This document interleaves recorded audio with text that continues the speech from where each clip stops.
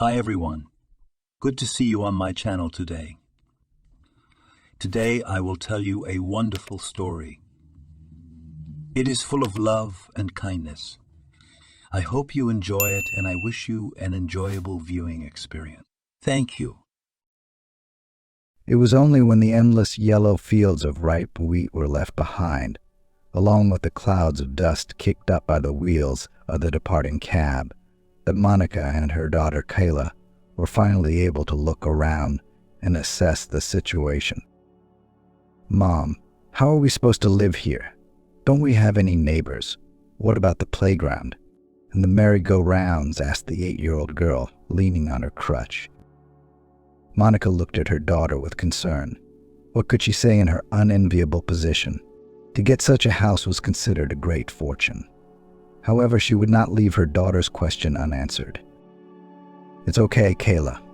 We'll live, we'll see, and the neighbors will be friends. And we'll organize our own comforts.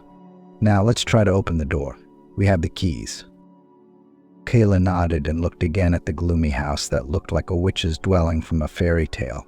Divorce. Monica had never lived in a private house before. She'd always lived in an apartment. It's easier there, all the amenities are at hand. But that was before, and now there wasn't much choice. Consider bankrupt, barely scraped together the money to move to this suburban house. "Are there wolves or bears around here? There's a forest nearby. Wouldn't watermen come out of the river?" Kayla asked again and looked doubtfully toward the nearest wooded area. Monica smiled and jokingly tugged her daughter's pigtail with a bright bow. "There you go, watching cartoons again. You should read a book about animals or something."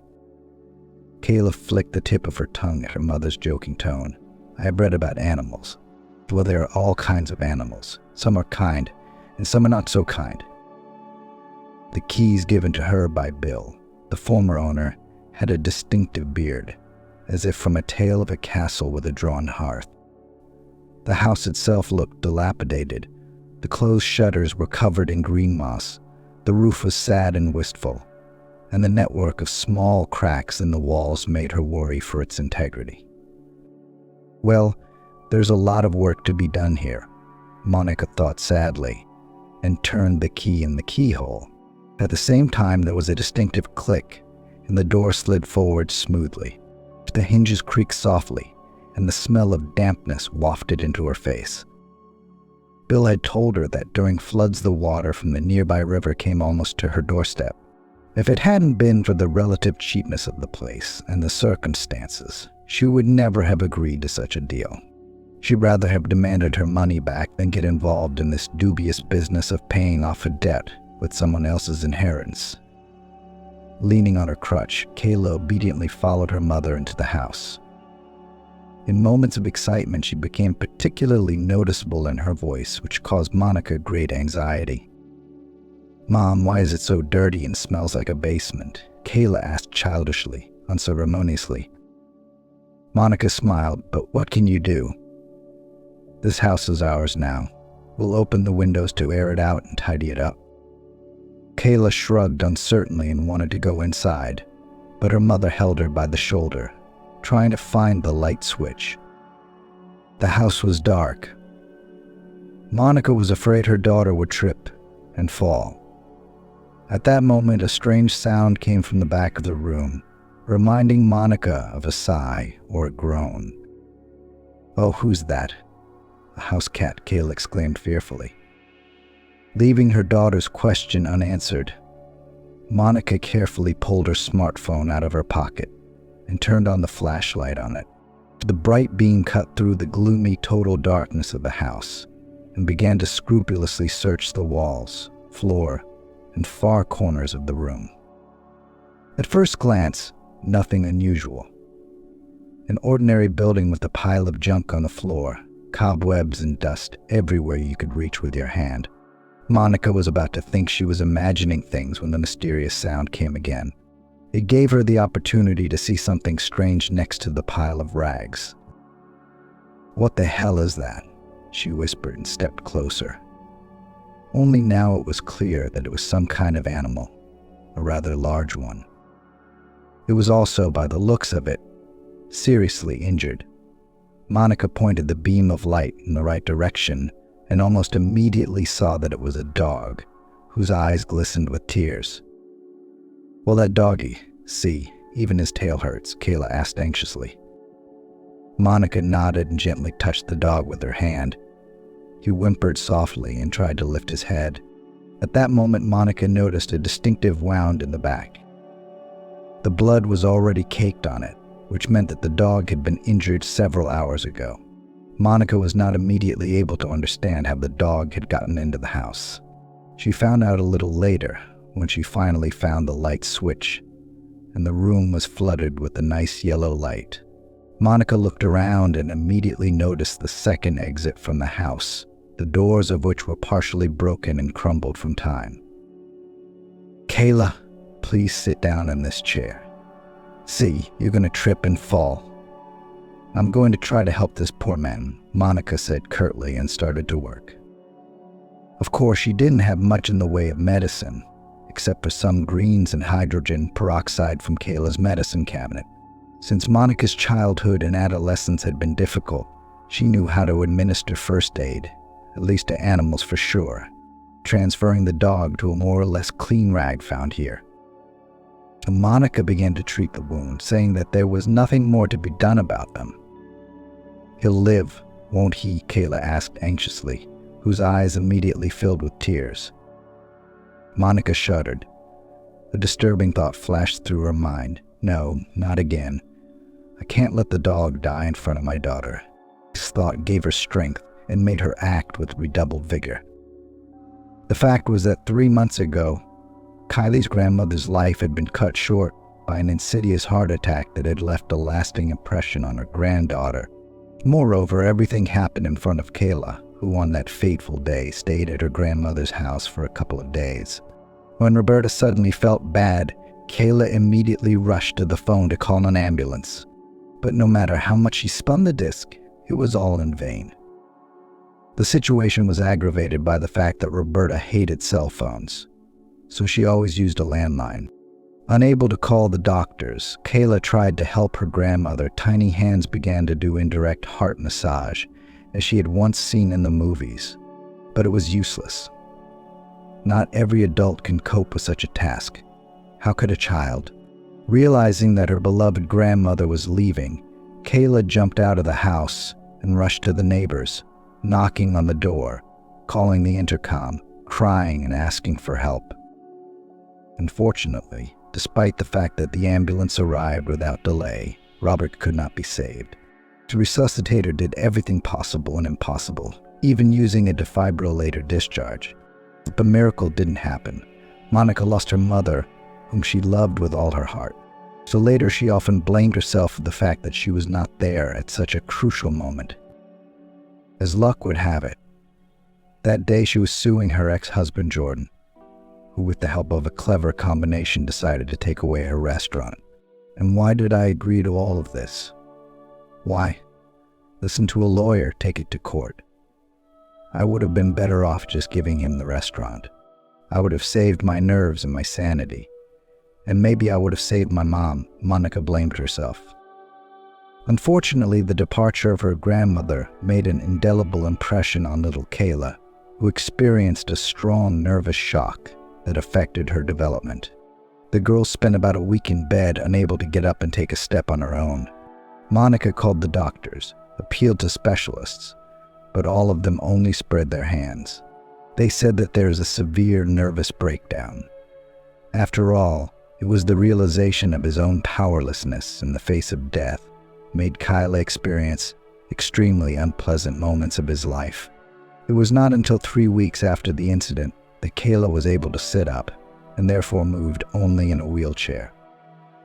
About 2 weeks ago, Kayla began to get up little by little, walking around the room. Of course, it was still a long way from complete healing. However, Monica perfectly understood that it was necessary to protect her daughter's health and take care of her, no matter what. And now, rescuing stray dogs, she wanted Kayla to believe in miracles and the power of human kindness. To the dog's credit, he endured all the manipulations steadfastly, never once trying to snap or growl, only when he was in particular pain. He whimpered softly and looked at Monica with his tear-wet eyes. She could make potions that no one could make. "I wish I could find some chamomile and make a decoction," Monica whispered sadly, treating the wound. She concluded that it had probably been stabbed. "Who would want to hurt you?" "Some scoundrel," Monica whispered. Only now she noticed that the dog was wearing a good yellow collar around his neck. The appearance of the collar showed that it was expensive. "Well, look at you. I thought you were homeless. You have a collar, and I think there's a tag on it. What does it say? Your name or something?" "Phone number's hard to see. It's covered in dirt and blood." "Okay, I'll look at it again later and everything will be clear," Monica said, and covered the dog with a blanket she found in the room. For some unknown reason, Monica immediately realized that the pet would make it. Monica just looked into his eyes and saw the strongest desire to live. "There, that's better. Oh, thank God we found you and Kayla in time. Otherwise, you'd be in that house for the rest of your life. It's really out in the middle of nowhere," Monica said and looked at her daughter. A sweet smile played on Kayla's lips. It was exactly the effect she wanted after the shock of her grandmother's death. Kayla rarely smiled. She was always wary, but today she suddenly blossomed when she saw her mom as a real heroine. Truth be told, Monica didn't think she'd done anything special. She had rescued a stray dog, helped him, but she couldn't pass it by, Monica thought, and went to the closed windows to turn the special lever that allowed her to open the shutters and let the bright sunlight into the house. Even though it was nearing evening, it was still quite bright outside. The gentle rays of the sun instantly transformed the room beyond recognition. Deciding not to clean the whole house at once, Monica chose one room she liked and started cleaning it immediately. She chose the part of the house where there was a small sofa and a bed. Monica was going to give the bed to her daughter, and she wanted to sit on the sofa herself. Fortunately, there was a well behind the house full of cold water, and in the barn there were a couple of buckets, which turned out to be quite serviceable and did not leak. Soon Monica was wielding a kind of mop made of a piece of stick and a small T-shaped bar. "My former employees should see me now," she thought with a smile, remembering how she had been a restaurant owner a month ago and looking forward to the future with confidence. Perhaps Kayla would have grown her business to a huge size over time if it hadn't been for Jordan, who at some point in his life had suddenly decided to turn his attention to his mistress. This despite the fact that the two of them were raising an 8-year-old daughter together. Unlike Kayla, the death of her mother-in-law did not make any impression on Jordan. He did not come to the funeral and generally acted as if Roberta was completely indifferent to him. He had once asked her for Monica's hand in marriage. Yes, exactly, asked, standing on one knee, holding out a huge bouquet of snow-white roses. "I'm sad to think of it." Monica couldn't hold back the tears. Of course, at the time, Jordan thought she was still worthy of such courtship, since she'd just opened her own restaurant and had established herself as the new leader in the business. Jordan, on the other hand, was working at some rundown or repair shop, and he wasn't exactly a star. Dirty, oil-covered hands, bruised knuckles from constant contact with tools and wrenches, and a perpetual sadness in his eyes caused by lack of money. And also clothes from a cheap sale, bought a couple sizes larger than what he needed in reality. It so happened that at the time of his acquaintance with Monica, Jordan managed to get into a bad situation, crashed a client's car when he decided to go to it for auto parts. Having failed to control the new powerful sub, Jordan rammed the flower stall, thus significantly increasing the amount of loss. Fortunately, there was no one in the booth as the vendor was just receiving her merchandise. Reviewing the vendor's offered assortment in the interior of the flower van, the conversation at the owner's car service short, Jordan had been assigned a huge debt that he had to pay off within a year. How would he do it? No one cared, of course, because the businessman had in his possession a DVR tape taken the very moment Jordan got behind the wheel of someone else's car. The young locksmith was crying, on his knees, and literally ready to fulfill any whim of the owner, so that he only forgave him the debt. But Leslie was adamant. It is difficult to say what would have ended this whole story with a payment of debt if one day a businesswoman named Monica did not have a punctured wheel of the car parked on the side of the road. And of course she could not replace it herself and looked around confusedly, waiting for help from passers-by or passing cars. Jordan was passing by and realized that this was his chance to prove himself. Kneeling down, he set the jack and removed the wheel in no time. It took the guy no more than 10 minutes to do the whole thing, which was a clear indication of his undoubted career skills. "Only a real wizard," Monica said with a smile and reached for her wallet to pay for her savior services. Jordan shook his head negatively, feeling that if he took the money, the thread of sympathy between them would break in an instant. No need for money. Let's have dinner at the cafe. Over there, you see, around the corner. That'll be my payment. How would you like that?" Monica thought about it. Nothing serious was going on in her life at that moment. There were suitors, of course, but none of them was even close to being a legitimate alliance, much less a future husband. She glanced at the grimy Jordan, waved her hand, and agreed. In principle, Monica had always considered herself a determined woman and was never afraid to bring something new into her life. Going to the cafe with Jordan, she did not even suspect that she was going to meet her future husband. Their stormy romance spun so suddenly that it was a complete surprise to all acquaintances. Monica herself could not understand what attracted her to this unpleasant-looking young man of medium height. Skinny, wiry, his face was also hard to call handsome. However, it was not repulsive either. He would pass by on the street and you wouldn't even notice him. But Monica somehow not only noticed, but also agreed to accept the marriage proposal. But her mother warned her, asking her not to rush the events, to wait for the necessary period. As a school teacher, she was a good judge of people and saw that there was no love in Jordan's eyes at all. Perhaps there was personal sympathy or delight, caused by the possibility of gaining access to the financial assets of the future wife. Sneaky Jordan was holding out until the last possible moment. Didn't mention the huge debt he was carrying. He told about it a week before the wedding, thus putting the bride before the fact. But of course Monica was upset, but not so much to be left without a man without whom she could not imagine her future life. Having paid off her fiancé's debt in full, Monica felt truly happy. There were no more secrets between her and Jordan. She hadn't realized how wrong she'd been. Kayla's voice brought her out of her agonizing musings. "Mom, why don't we eat something?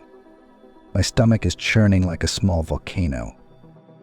Monica looked at her daughter with a smile and said, "Yes, of course. Now I'll get a couple of sandwiches and a thermos with tea from my suitcase, and tomorrow I'll go to a ghost store and buy food for something more serious." Kayla looked anxiously at her mother. "What about you?" "There's only 2 sandwiches. I'll eat them. What are you going to do, go hungry?" Monica smiled. "Come on, Kayla, nothing's going to happen to me. I'm used to it, and I could use a couple extra pounds. Eat up.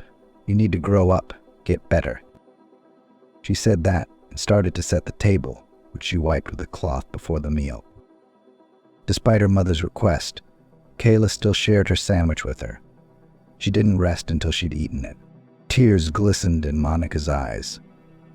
"But I raised a good daughter, 8 years old, and she already understands everything and behaves like an adult," she thought. In addition to the joy of her daughter's success, she was at a loss as to who had attacked the dog, which had an inconspicuous yellow collar with a tiny medal around its neck. But it was clear that the dog belonged to someone and had probably run away from home. This happens when, having noticed an attractive female, the dog forgets everything in the world and runs after her for several kilometers. Most often such large dogs return home on their own trail, But sometimes there are exceptions, and then dogs are lost forever. What are we going to name the dog? Kayla asked cautiously. Monica frowned. I don't know. He has a tag on his collar. I'll wipe it off with some wet wipes, and we'll find out what his name is. Also, I think I can find his owner's phone number on there. Kayla nodded understandingly and waited for her mother to fulfill her promise. As it turned out, the dog's name was Peaches, and at the bottom was indeed his owner's phone number. Mom, why don't we not call for a while and let Peaches stay with us? And I won't be so scared. I know that when the dog is in the house, the wolves won't come to us, Kayla pleaded. Monica shook her head. The time flew by. After a hearty dinner, Kayla started to get a little groggy. Okay, sweetie, let's go to bed. It's getting late. I'm going to stay up a little longer. I'm not getting any sleep. I'll think about what we should do next, Monica said. Good. But please don't give Peaches away. Okay? I want to wake up tomorrow morning and see him sleeping in the same room with me, Kayla asked. Monica smiled and promised to fulfill her request. She went into the other room and sat on a chair next to the window. She watched as the stars lit up one by one and the yellow moon took its usual position in the sky. Unbeknownst to herself, Monica was plunged back into memories that were more painful than the previous ones. She'd realized Jordan was cheating on her about a year ago. At first it had seemed like a coincidence. Jordan came home late from work. He was late once, twice. That's nothing to be alarmed about, especially since her husband had never let it happen before. But the further it went, the clearer it became that her husband was cheating on her. Once, having seen a lipstick stain on the collar of his shirt, Monica made a terrible scandal, which, however, to no avail. Honey, it was an accident. We were hugging during a business meeting, and maybe the makeup lady carelessly touched the collar of my shirt with her lips. Well, you know, that's the way they do it, hugging, kissing. I can't stand all that bodily tenderness, Jordan said. Monica believed it, trying to convince herself that nothing terrible had happened. Then she began to notice the smell of women's perfume coming from her husband's shirts, and one day she saw a purple hickey on his neck. The situation was aggravated by the fact that at that time Monica least of all needed a divorce, because her mother was already seriously ill, and she had to deal with several cases at the same time. Jordan, on the other hand, had taken a job as a managerial trainee at a trading firm at his wife's suggestion. At first, Monica was happy about her husband's success. But when it became clear that he is engaged in the office as not only work and something else, she became uncomfortable. And Jordan himself has changed, becoming more powerful and uncompromising. Naturally, Monica's position at that time was still strong, and therefore no one could not even think that a little less than a year later, and she will lose the restaurant, giving it to her husband by court order. And it all started with the fact that Monica's establishment began to suffer serious losses. Trying to find the cause, she held conversations with employees, wanted to talk to them, guide them to the right path. Frankly speaking, Monica used to trust people and never saw them as enemies. And as it happened, it was her gullibility that caused all the subsequent problems. First of all, the quality of the food served deteriorated. Noticing this, Monica decided to change the cook, by what unintentionally caused irreparable damage to the restaurant. As it turned out, the cook was not at fault at all, since the purchase of products was carried out directly by the administrator. In fact, the cook should have just cooked something acceptable from what was available. And the quality of the food was not his responsibility at all. In addition, the tax service conducted a large-scale audit, which revealed serious violations in the conduct of business. Actually, Monica knew nothing about it, although she suspected that it was all the work of Max. So it was Monica who had to answer.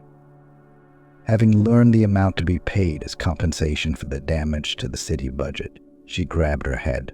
How could it be? Where was the tax money going? Max only smirked meaningfully, because he knew that he had cut all the strings leading to him long ago. Suspecting his involvement in the case, Monica fired the administrator. But it was no use. Trying to find that huge sum, she turned to her companions and spent hours in the waiting rooms of bankers. But no one wanted to give her money, afraid of impending bankruptcy. At the same time, Monica was ready to swear everything she had. If she repaid the debt, the restaurant will work as before. Trying to find the money, she sold her car, wanted to mortgage her apartment, when help came from a place where it was not expected. To Monica's amazement, it was Jordan who provided the solution. Honey, I realize you think I'm a cheater and a liar, but I sincerely want to help you." Monica raised an eyebrow in surprise. "Really? And how can you help me? Can you find the money?" Jordan nodded with dignity. "Yes, I can. I already have. I talked to the director of my firm, and he can give you a large sum. But of course on the security of the apartment and all the property, including the restaurant." Monica shook her head uncertainly. "No, Jordan, it doesn't work like that. This is something too much like a fairy tale. And your director, is he a magician?" Jordan smiled. "No, he's not, is he? Paul is a man with a solid reputation. I think you know who I'm talking about. Don't you?" Monica nodded uncertainly, still unsure how to proceed. Paul was certainly an extraordinary person. He was feared by many, as he had several prison sentences under his belt. However, not all of them he served behind bars, because often everything ended up in the courtroom with a suspended sentence. And then, after another time in jail, Paul allegedly took the mind and decided to go into business, specifically usury. In the spirit of "I'll lend you a penny, and you'll pay me back tomorrow." 3. And now this very man with a criminal record is ready to lend a helping hand. Although if it were not for her mother's illness and all the subsequent events, Monica would never in her life would not have gone ahead. This deal. Deciding to take a risk, she drew up all the necessary documents at the notary, who became a guarantor of the transfer of money. And in half an hour, as if by magic, she became the owner of a very tidy sum. Now all she had to do was to pay off the tax arrears and continue to work in peace. But what actually happened next divided her life into before and after. After all, Monica had not had time to move away from the notary's office and 200 meters, as two young men in caps ran up to her in the parking lot and snatched from her a bag of money. But perhaps Monica should have used a security guard or someone else. But as we all know, we're all smart in hindsight. She was no exception. After all, Monica was not herself at that moment and was in a hurry to transfer the money and pay off the debt as soon as possible. The problem arose also in the fact that Paul flatly refused to transfer the amount by wire transfer because he recognized only the cash form of cooperation. This and ruined Monica, who became a victim of unknown personalities who took everything from her. That's when the young businesswoman began to have real problems. Since the pledge for the amount issued by Paul was specified exactly real estate and restaurant, and therefore in the case of non-payment of the debt, Monica lost it all in an instant. "Oh my God, what is this?" Everywhere you look, all enemies, barely holding back tears, she whispered, step by step analyzing the situation. Monica became increasingly convinced that she became a victim of her unfaithful husband, who sang with an unscrupulous creditor, who decided to embezzle someone else's real estate and business.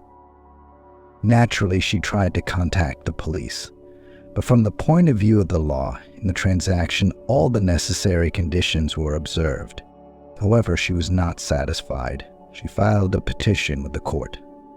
Except that the lawyers hired by Jordan, Paul on the head broke Monica's accusation in court, leaving her with literally nothing. The death of her mother, bankruptcy and betrayal of her husband demoralized the unfortunate woman, completely deprived of the ability to think straight. Probably, if it wasn't for Kayla, Monica would have finally fallen into the abyss of depression, where looking down at the blue water from the bridge seemed to be the only way out. Trying to find some solution, Monica opened her notebook in despair and began to look through the list of her debtors. She had long forgotten about many of them. Some of them she had forgiven, but now it was time to collect the stones. The most valuable and promising of the debtors was Bill, a young man who had borrowed money from her to open a vegetable stand at the local market.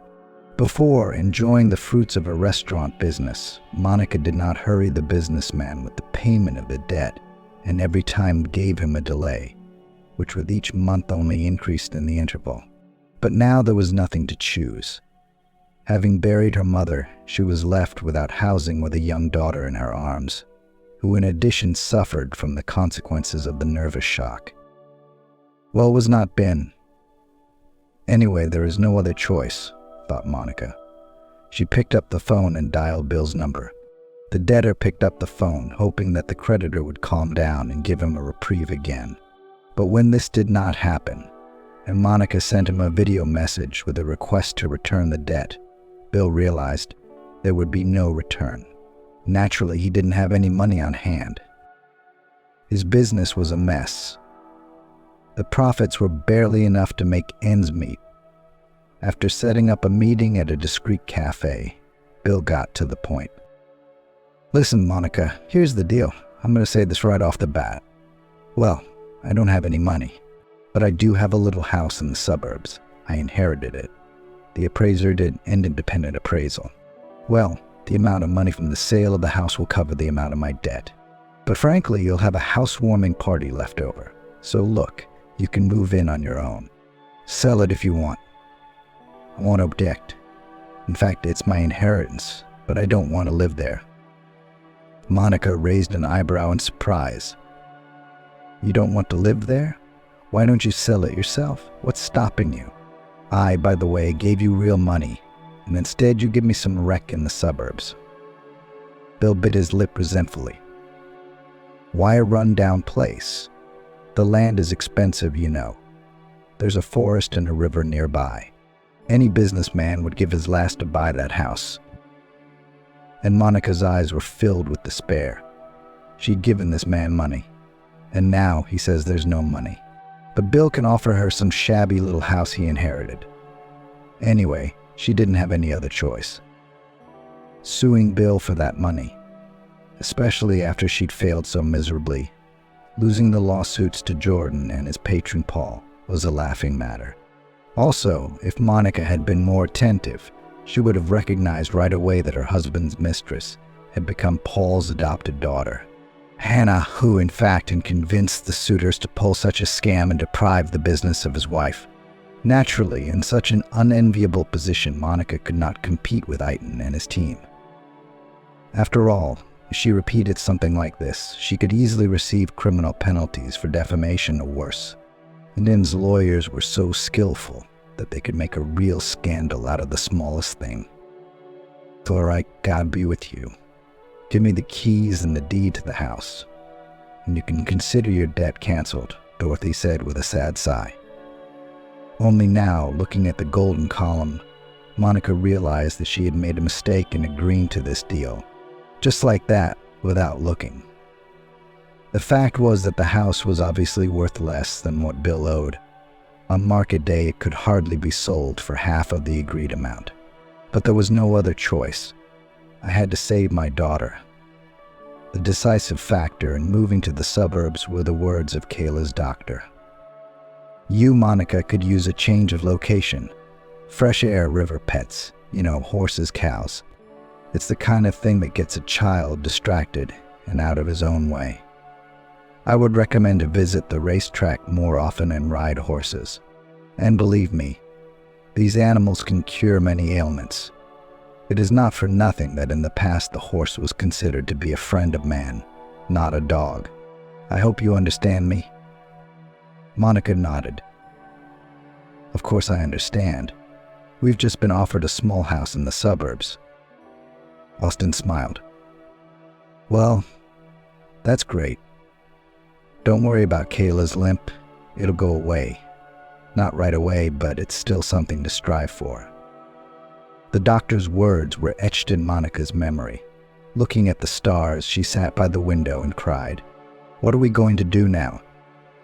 But we moved to this house, and everything is fine. The forest, the river. What's next? Jordan's good too. He's so slick, he's left me with no alimony. It's understandable. Paul's not the only one involved. Yeah, he's got him under his wing pretty good, I'll say. He must have seen Jordan in the office and started working him over. Slipped him his daughter. And Jordan had always had a weakness for women, Monica thought. She stayed up until almost midnight. The next morning, Monica was up at the crack of dawn. This was always the case when she slept in an unfamiliar place. Yes, and this shabby little house could hardly be called very comfortable. I wonder who left it to Bill as an inheritance. Grandmother or grandfather? Monica thought ironically, going to visit the local store. As it turned out, it was located about 1 kilometer from where they lived. Having decided to buy something tasty for breakfast, she took the plaid bag found in the hallway and set off. The journey was interesting and full of pleasant impressions.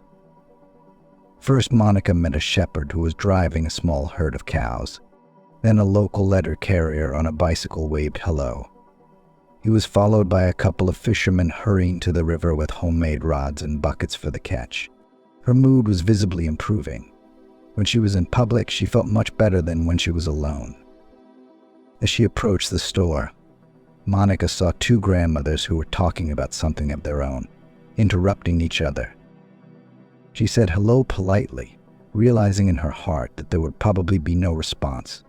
The fact was that she knew of the dislike of the villagers for the newcomers from the city. But in this case she was wrong, because the grandmothers immediately reciprocated. Good afternoon, sweetheart. You must have moved into the late Sam's house. Remembering Bill's last name, Monica smiled. Yes, that's right. I bought that house. One of the grandmothers nodded in agreement, then continued. Then it's the right thing to do, dearie. Because Bill's such a troublemaker, the house would have fallen apart soon enough. So maybe you'll make some repairs. That and that. What about you? You got a husband, maybe? If I do, that's good. Because a house needs a man's hands. You can't do everything with women's hands. Monica bit her lip painfully, remembering that her husband was now lounging in Hannah's arms and laughing at how cleverly they had deceived her.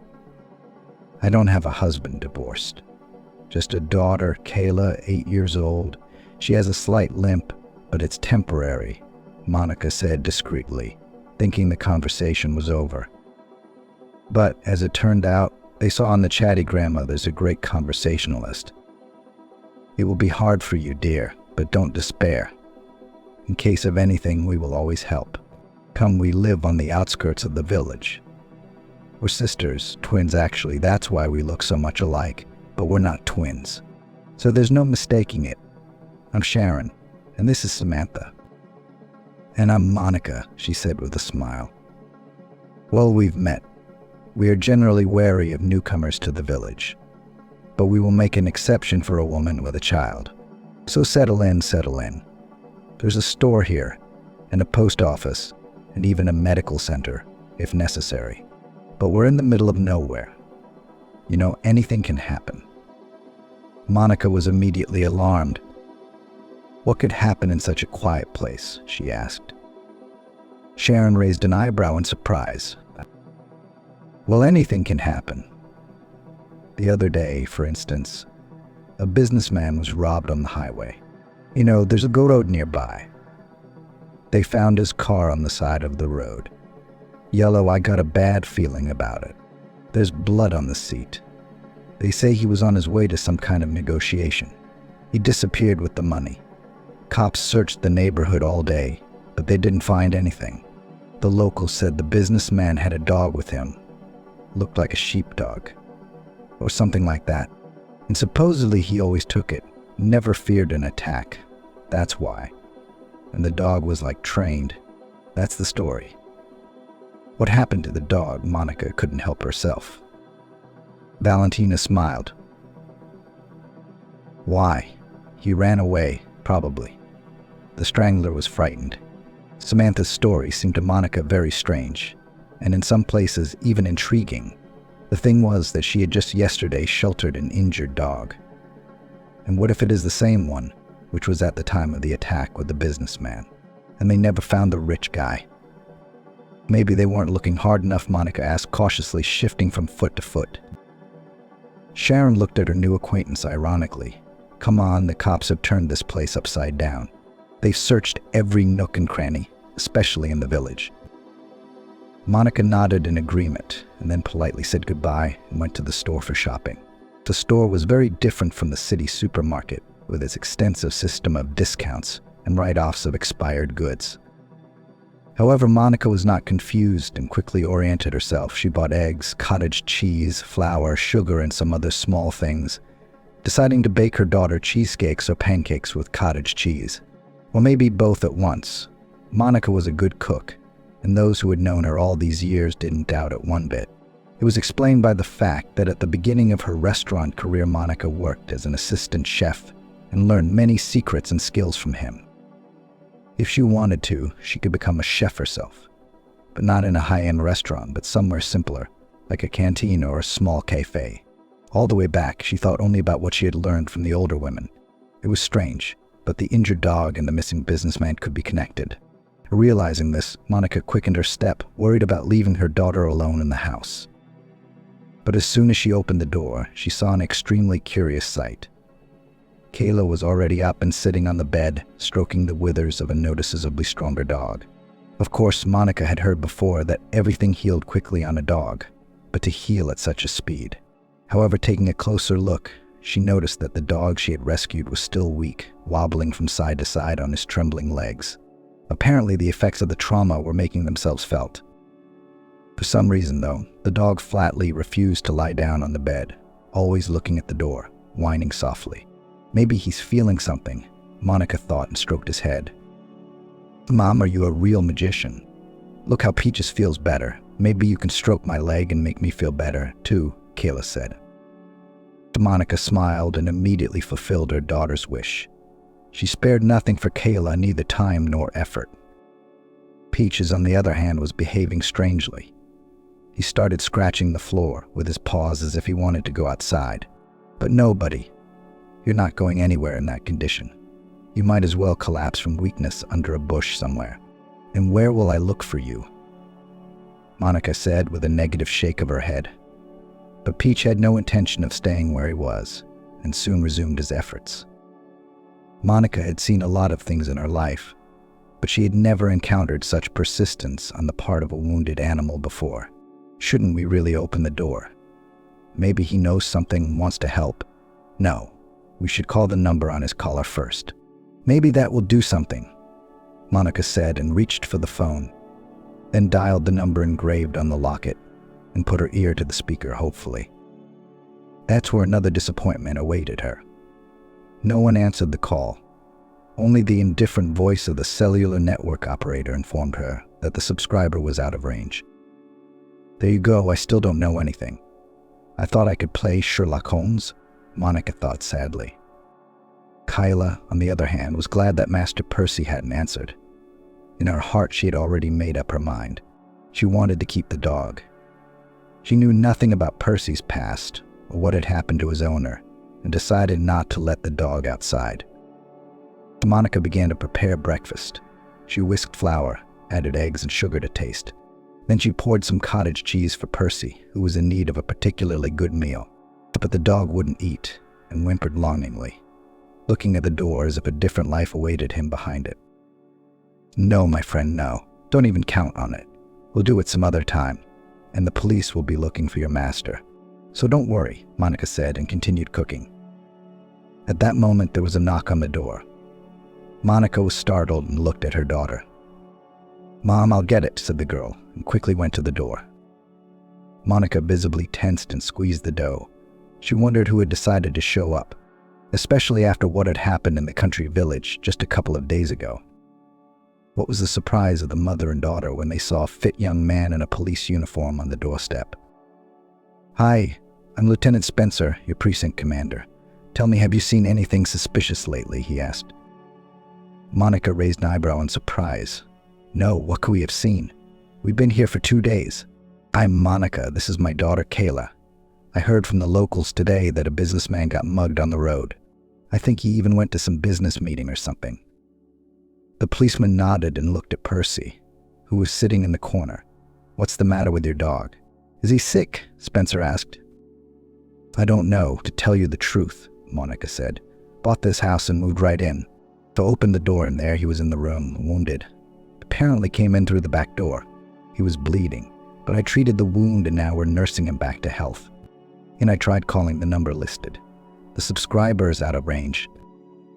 This fact was of great interest to the policeman, especially in view of the fact that, according to eyewitnesses, the businessman went on a trip with his dog. Of course, I am not going to judge, but it seems to me that this is the same dog that became a victim of robbery. And he probably tried to protect his master, and when he couldn't, he went to die wounded in an abandoned house, Monica suggested. The lieutenant hesitated. After a moment of silence, Spencer came up with another theory. What if the dog knows where his master is? So maybe we should let him out and follow him. Monica looked anxiously at the policeman. I don't know, maybe so, but I'm genuinely worried about Peach. He's a poor thing. He's lost so much blood he could have died any minute. But Spencer wasn't about to give up. I'm so sorry, for God's sake. I know you like him, but there's a downside to that. Imagine that right now, his master could be in need of help. And instead of saving him, we feel sorry for the dog and we could end up killing him, he said. Monica thought for a moment. A faint wrinkle appeared on her forehead. It wasn't an easy decision, as Kyla and Spencer realized at once. Okay, but I'll go with you. What if the Peach gets sick? I'm going to carry him home and call the neighborhood vet. I think that dog deserves to be treated properly, Monica said. The lieutenant looked at the new homeowner with respect, but he didn't object and nodded in agreement. And I'll water the plants so they don't dry out. And then let's get on our way. If you want, I can feed you, too, Monica added peacefully. After a hearty breakfast, Monica, Spencer, and Peach set out to find his host. The policeman, mindful of the dog, tried not to rush him and treated him with emphasized attention and care. From time to time, he stopped to let Peach rest and breathe. Monica kept examining the wound on his back to make sure it wouldn't open up and bleed again. But everything was fine. Peach endured his mission and stubbornly walked on. It took a long time to walk. It took Monica and Spencer a little over an hour to do everything. Peaches walked with only a few stops, until he led them into the middle of nowhere. For a moment, the precinct officer was nervous about trusting a wounded dog that could lead him nowhere. Monica, on the other hand, believed that Peach could sense something with his special canine sense of smell. There's a reason his tail is tucked and his ears are constantly alert. He was facing one way at all. But when the abandoned hunting hut appeared ahead, Spencer involuntarily reached for the gun holster hanging from his belt. Monica turned pale and gently placed a hand on the dog's scruff. Hush, hush, honey. Just don't you dare bark. Stay here, please. I'll go check it out, Spencer whispered, ducking down and heading toward the hut. The door was unlocked. It was empty inside, but the floor, for some reason, had been scrubbed to a mirror-like shine, and it immediately seemed strange to the policeman. Looking more closely, Spencer noticed, to his amazement, an ingenious trapdoor leading to the basement. When he opened it, he gasped, then instinctively recoiled. The missing businessman was downstairs, his hands bound and gagged. At the moment when the policeman opened the cellar, no force in the world could hold Peach. He rushed to his master and began to lick him, though he could hardly stand on his feet from the sudden movements. The wound on the back of his head reopened and began to bleed. Fortunately, Monica was not slumbering. She immediately began to bandage it with her handkerchief. And with tears in her eyes, she whispered. The dog's master was so weak that he could not utter a word. He didn't need to, though, because Spencer radioed for backup in an air ambulance from the district center. As it turned out later, the missing businessman Floyd had been injured, as well as his faithful pet, having been the victim of a robbery attack. He lost his money, but still managed to survive. The bandits, not having received an order regarding the further fate, did not dare to take responsibility for the murder. Therefore, the villains decided to hide the businessman in an abandoned hut rather than act radically. Since Floyd had not had his wound treated during those 2 days, he was soon to undergo several operations. While owner Peaches prepared to undergo comprehensive treatment, I was in Monica's care. At some point, she became so attached to the pet that she began to consider him her own. Kayla was in complete agreement with her mom, and that's why she never called Peaches anything but her doggie. Precinct Spencer also did not waste time, and as part of a task force conducted a large-scale investigation, which led him to the customers of the crime and the attack on the businessman Floyd. That's where Monica was in for another surprise. And perhaps this happens only once in a lifetime, when fate itself helps a person to restore justice. As it turned out later, to attack and rob businessman Floyd decided to attack and rob the same people who once took money from Monica in the parking lot. But even this was not the most curious, because a little later it became known that the raiders had the most direct relation to a man named Paul. Yes, the very Paul who once lent Monica money. And in fact, through fraud took away from her restaurant business and all the real estate. And when Monica heard about it, she immediately remarked, "My husband must have been involved. God knows what he's up to." Well, I'll try to find out what's going on. I can't promise anything yet. But if Jordan is involved, he'll be held accountable to the full extent of the law, Spencer said. Naturally, Monica didn't expect any serious results, so she just tried to get on with her life in the new place and took care of Kyle, paying more and more attention to her daughter. Monica made sure that she was slowly but surely on the mend. At one point, she even thanked fate for giving her the opportunity to take care of herself and her daughter. After all, before the business took so much time and effort that no other internal resources were simply not left for anything else. But now she and Kayla could go to the river and even try fishing for the first time in their lives. Peaches was always hanging around, treating them as family. Sometimes Kayla and Monica weren't alone on their walks, for they were often joined by Spencer, the neighborhood watchman. Of course, it wasn't about any serious feelings, but from the policeman's amorous look, they could guess a lot of things. The twin sisters Sharon and Samantha noticed it at once and nicknamed them bride and groom. The policeman himself denied it at first, although judging by the enigmatic smile, Spencer was a little bit of a liar. And so, after a short deliberation, she sold the restaurant to the very Floyd, who had undergone several operations and was now actively returning to his former life. In gratitude for his rescue, he, together with the money he gave Monica Peaches, who has already made his choice in favor of the girl and her mother. For Kayla, however, communication with neighbors clearly benefited. Therefore, within 3 months, she finally got rid of her stutter. Monica herself thanked fate for the fact that everything went this way, and not otherwise, as she was able to find the true love of her life, a loving husband and a policeman by vocation. For rumor has it that after their marriage, Floyd became a frequent guest in their home. Considering Kayla has guarded her, he was sure to give the girl gifts and walk with Peaches, who has not forgotten his former master and always met him at the door.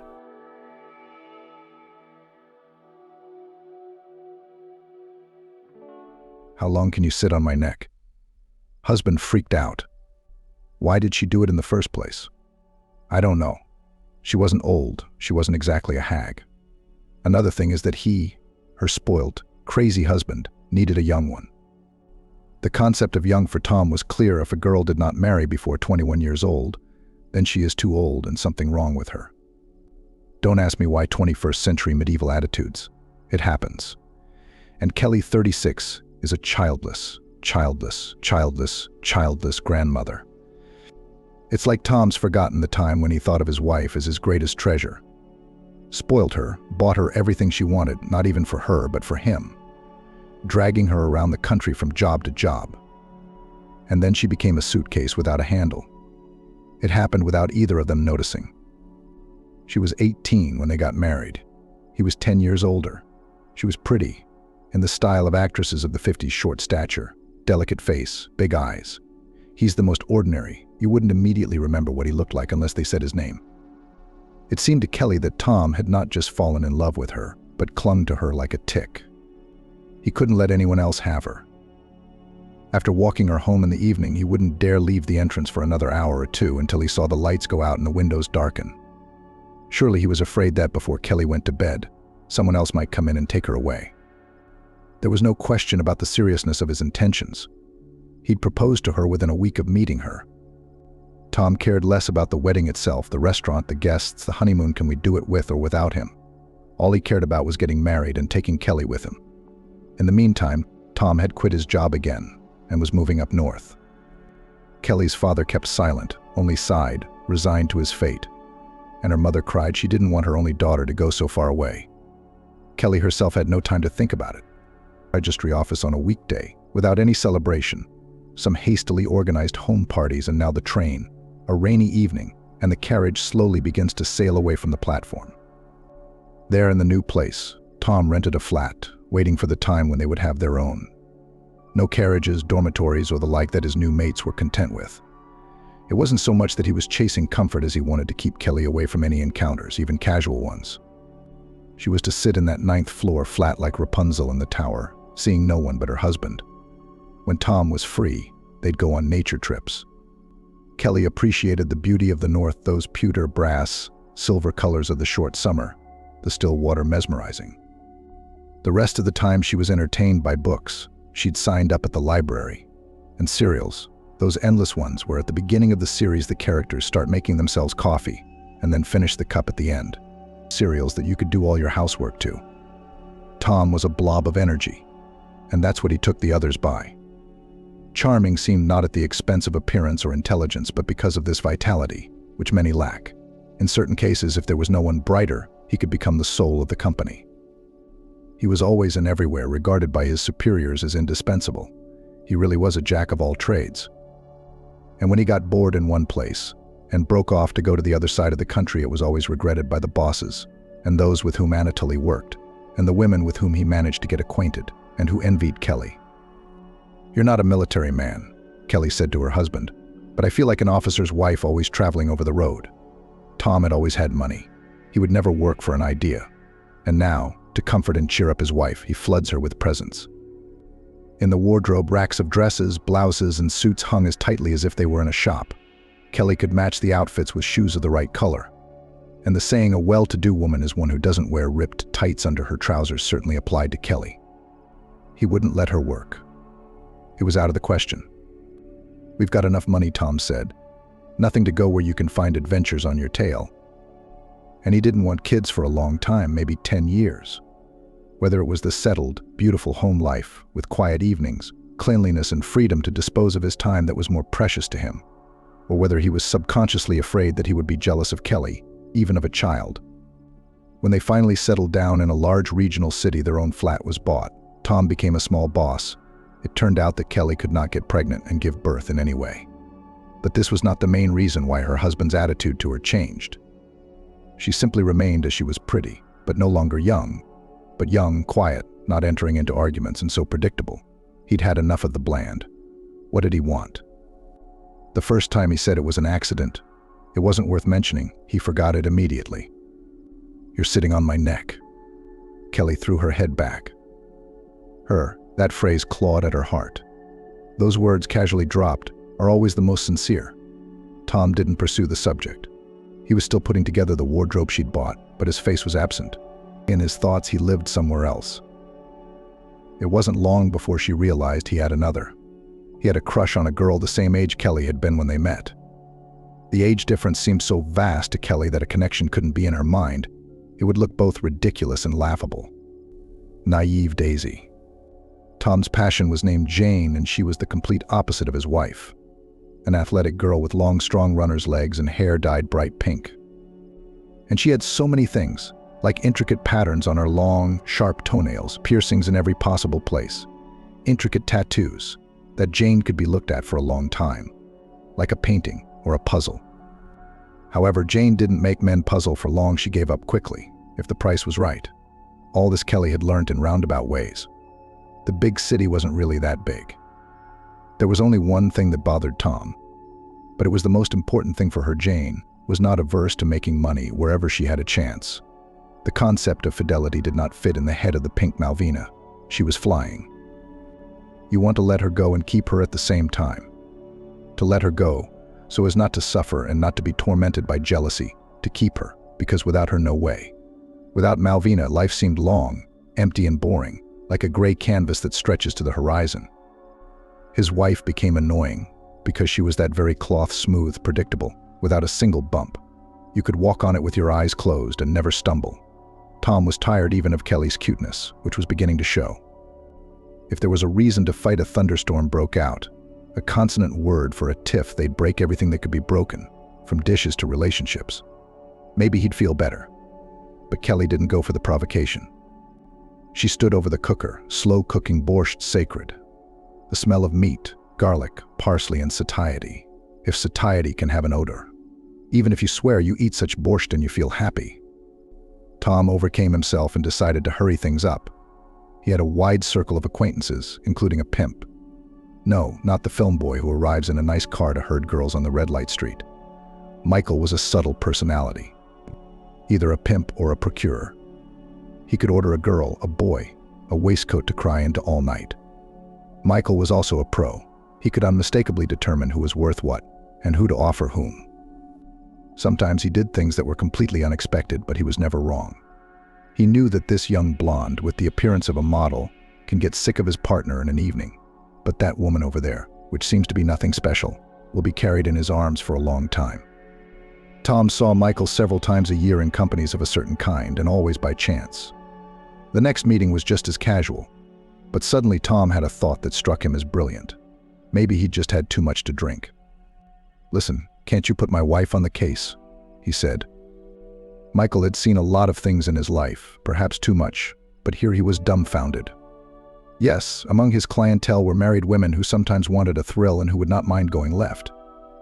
Almost all of them wanted their cheating to remain a secret, except for one totally promiscuous couple who were looking for another equally promiscuous couple.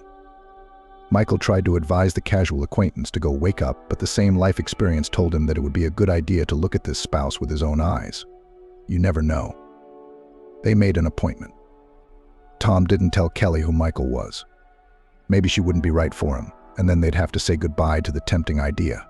He couldn't just leave Kelly at the railway station on a corner somewhere to find her own clients. It would be easier to just kick her out. Divorce her. Michael came to visit, as if he were just an acquaintance. Kelly served the men coffee. She baked a pie with apples and set the table, moving, as always, silently and without uttering unnecessary words. She tried not to interfere with the conversation, present but not involved and not noticing that Michael was watching her.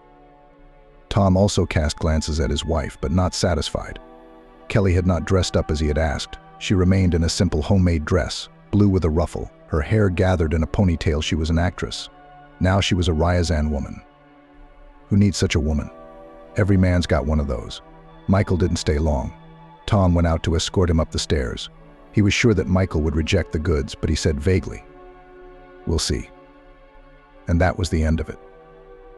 3 weeks later, he called out of the blue and asked Tom for Kelly's phone number. "What do you want?" Tom became wary. Michael was silent for a few moments. "I don't understand what this shifty man wants in the end. To compete with him, to sell his wife himself. Flag in hand and a steamroller to go with it." But Michael indeed had an extraordinary case. So he clarified. "I think your Kelly would be good for one person, for a conversation." "What do you mean, a conversation?" "He has circumstances. I won't go into details, none of your business, sorry, but this man will be at the restaurant late tonight. He'll be drinking a lot, and he'll probably want someone to be there for him. You listen to what he says, or just keep silent with him.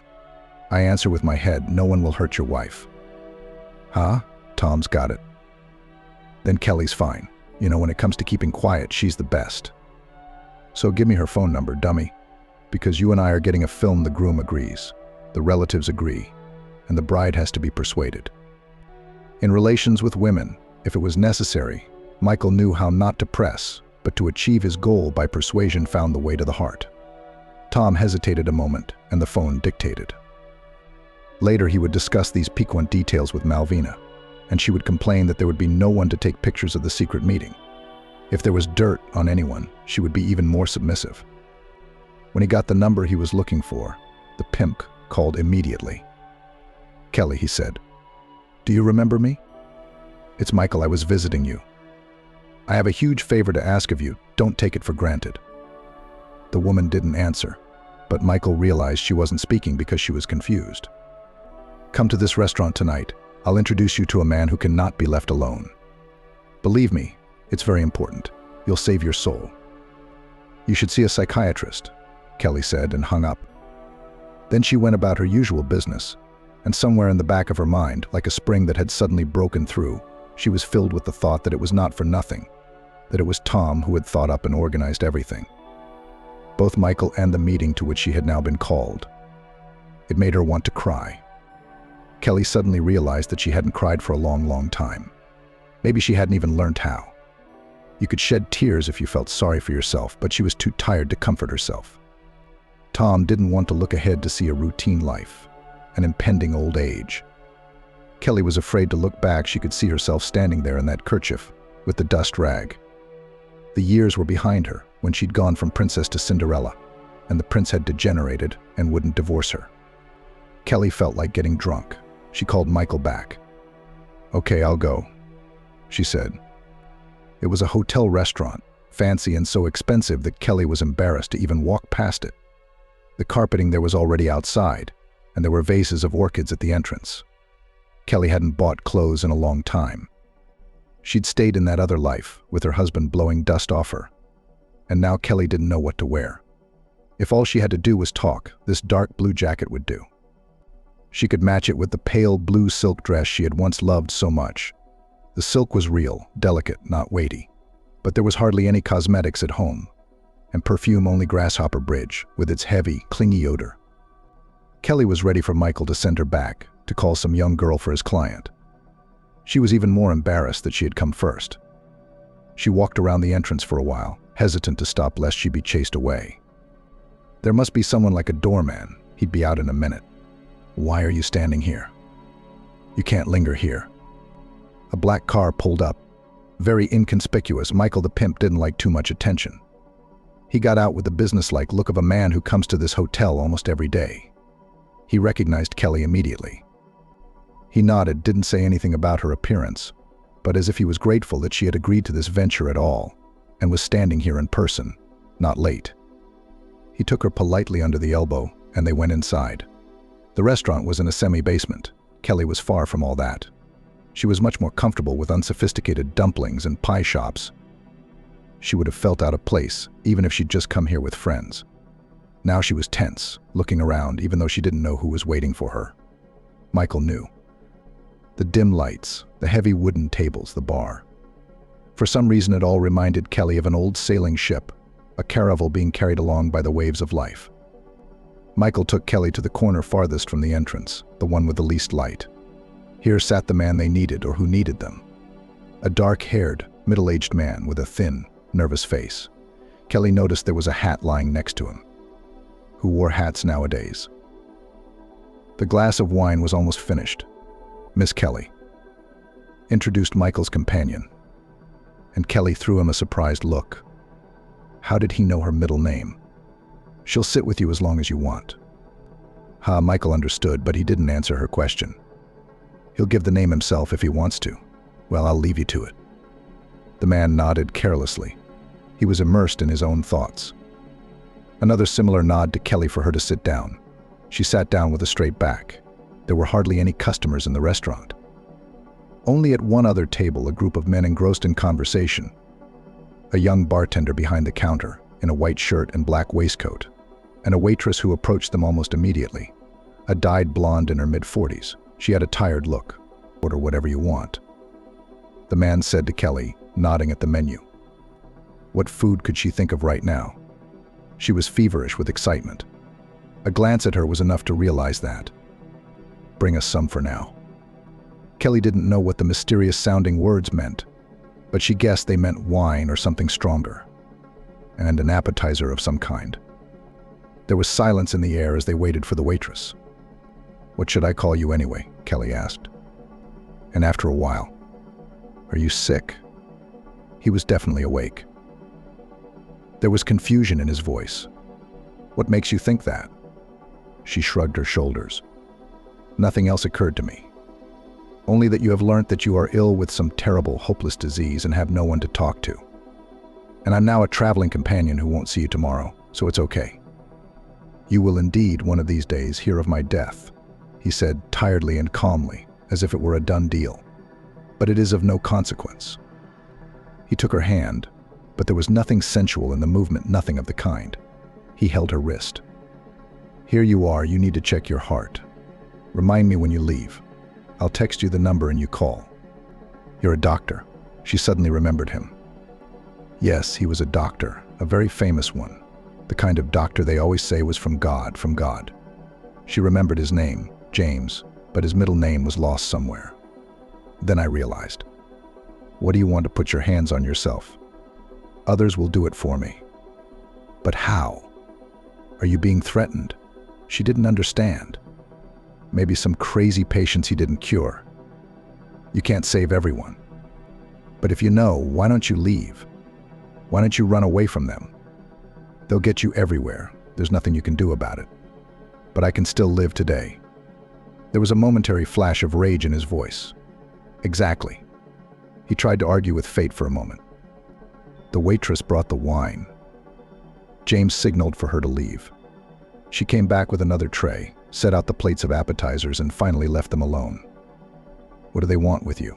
Kelly asked. "What for anyway?"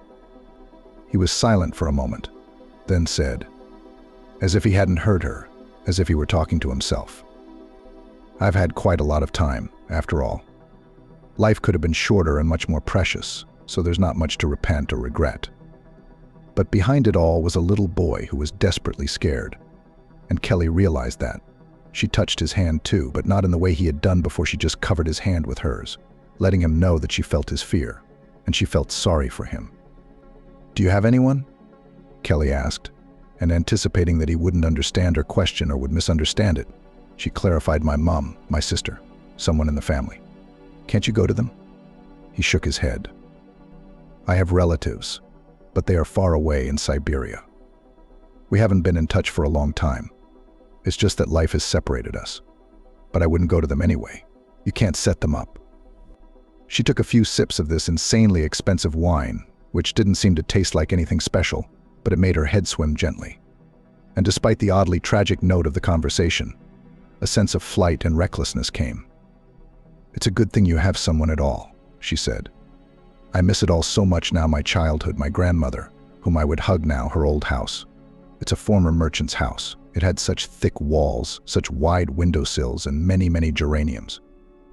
I even remember the feeling of it sitting on the windowsill, knees tucked up, a ray of sunlight falling on your face so that you squeeze your eyes shut, and the smell of geraniums. Everything was so safe and solid then, and it seemed like it would always be that way." Kelly noticed that the memories of his childhood seemed to bring him out of his stupor from the world where he was now. James was distracted, herself, in her most difficult, infinitely difficult moments. It had been a lifesaver. Thinking back to the distant years was like diving to great depths.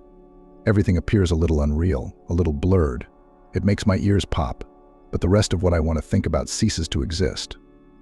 So they sat there, reminiscing about their childhood, each of them his own. It didn't matter how interesting and coherent the story turned out to be. What mattered was that you wrap yourself in that memory like a warm blanket. James was talking about a stream that ran through the park in their town, which went into a mysterious black pipe to make films, that's all, and then flowed into a pond, where in summer the boys caught small fish, the size of a little finger, and in winter they skated. And you could clear the snow with a mitten, look through the ice, as if into an aquarium at the algae, at the green beads of cassava, at the still frog, which also looked at you eye to eye. "Come on, I'll walk you back to your room," Kelly said at last. The hour was such that it was time for the restaurant to close as well. She could sense from herself that it would be hard for her to stand on her feet. And how would he feel? He'd started drinking before she got there. But if they leaned on each other, they'd make it. He remembered his number was 211. But when they stopped in front of the door, he gave the key to Kelly, not sure he could get into the keyhole. There were mirrors and orchids in here too. Orchid pots were everywhere in this hotel, and there was glass and metal all around, also shiny, cold, reflecting you 1,333 times. James put his arm around Kelly and stood, swaying slightly. She was precisely the one person he was related to that was so hard for him to tear himself away from. An inexplicable feeling came over her as she pressed herself against his chest. They just stood there, neither moving. And still, just yesterday, Kelly wouldn't have imagined for herself that such a thing was possible. She was reminded of the boy Ben she'd known since she was a little girl. He lived in their backyard. Only she'd been very young then, about 4 or 5 years old, and he was already graduating from high school. A handsome red-haired boy, her first love, which she hid from everyone, even from her mum. Then they saw each other many years later. He became a helicopter pilot, went to Afghanistan, fought in battles, got married. His Mia was a very sick person, a severe diabetic, and everything was repeatedly complicated by her carelessness. She could forget to give an injection on time, and he trembled when he rushed home after work. What would he catch? Would everything be safe there? He didn't look like his old self anymore, heavy, gray-haired. But Kelly had a wonderful feeling every time she found herself in his company. The cliched expression, like being behind a stone wall, was the most accurate. Protection, calmness, confidence in her own safety, and the fact that he would not let anything bad happen would shield her from everything. Of course, they remembered each other, talked about their childhood. And Kelly admitted to no one that she often envied Mia's diabetes. And now James was the second one to come her way. It couldn't be explained in words. He was in some desperate bind from which he saw no hope of getting out, and she was beside him, feeling the peace she'd only had as a child, and she couldn't find the strength to pull away, to say goodbye, to walk away. It was the one moment of her life that if you didn't appreciate, if you didn't give up everything else for it, you'd always regret missing. Kelly closed her eyes and took a short, convulsive breath. In the morning, she started to hurriedly pack, but he told her, "Kelly, sit down." His tone was different now, as if the momentary weakness he had allowed himself yesterday had passed. Now he spoke to her as an elder, as one to be obeyed. "What I'm going to tell you now, you must listen calmly." Kelly sat down. She didn't look at James, averting her eyes. This night felt like it had been stolen from her. She didn't feel worthy of this man. What had Tom insinuated to her over the past few years aged, faded, bland, unwanted? There's no such thing as an unattractive woman. There's no such thing as too little vodka. Well, last night's wine had been enough to make her pass for a sensual beauty. But it's daytime, sunshine in her wrinkled, unmade face. "I'll give you some money," James said. And before she could take offense and resent that it was payment for the night, he continued. "You're going to have to change your life very soon. You're going to have to do it. Believe me, I know. If I turn out to be wrong, you can toss that money in the Mississippi, give it to charity. But I'm giving it to you now so that when the time comes, you can walk away and start over. Do you understand me?" She didn't realize how much money he was talking about until he opened her purse and dropped in 3 wads of $5,000 banknotes in a banker's girdle. Kelly gasped, "Are you crazy? I'm not taking it for anything." "Luba, I don't need that money anymore," he said, separating each word from the other. "That's what I wanted somewhere in some fund. You can do it for me later." But she was so shocked by what was happening that she let the words pass her ears. "Will you give me your phone number?" she asked as she walked away, resigned to the weight of her purse. "Sure," he dictated the number. "Have you calmed down?" His face didn't flinch. "Yes." "Will I see you again?" He pulled her to him again and stroked her hair for a long time. And now she was sure that even if they never met again, this bond would remain between them forever. The house was empty, Tom at work, the usual mess that reigned whenever her husband stayed home for even a few hours without her, the dirty dishes in the kitchen. Kelly walked slowly through her flat, as if it were someone else's. Would Tom ask her when he returned if she'd had anything with this stranger from the hotel, or just a conversation, as the pimp had promised? And probably her husband had arranged with the lawyer for some sum of money to be received for her. In the evening, Tom asked no questions. He took the lid off the pot and inhaled the smell of chicken soup with a look of bliss on his face. Pouring himself a deep bowl, still steaming, he sat down and began to eat. Kelly walked out of the kitchen.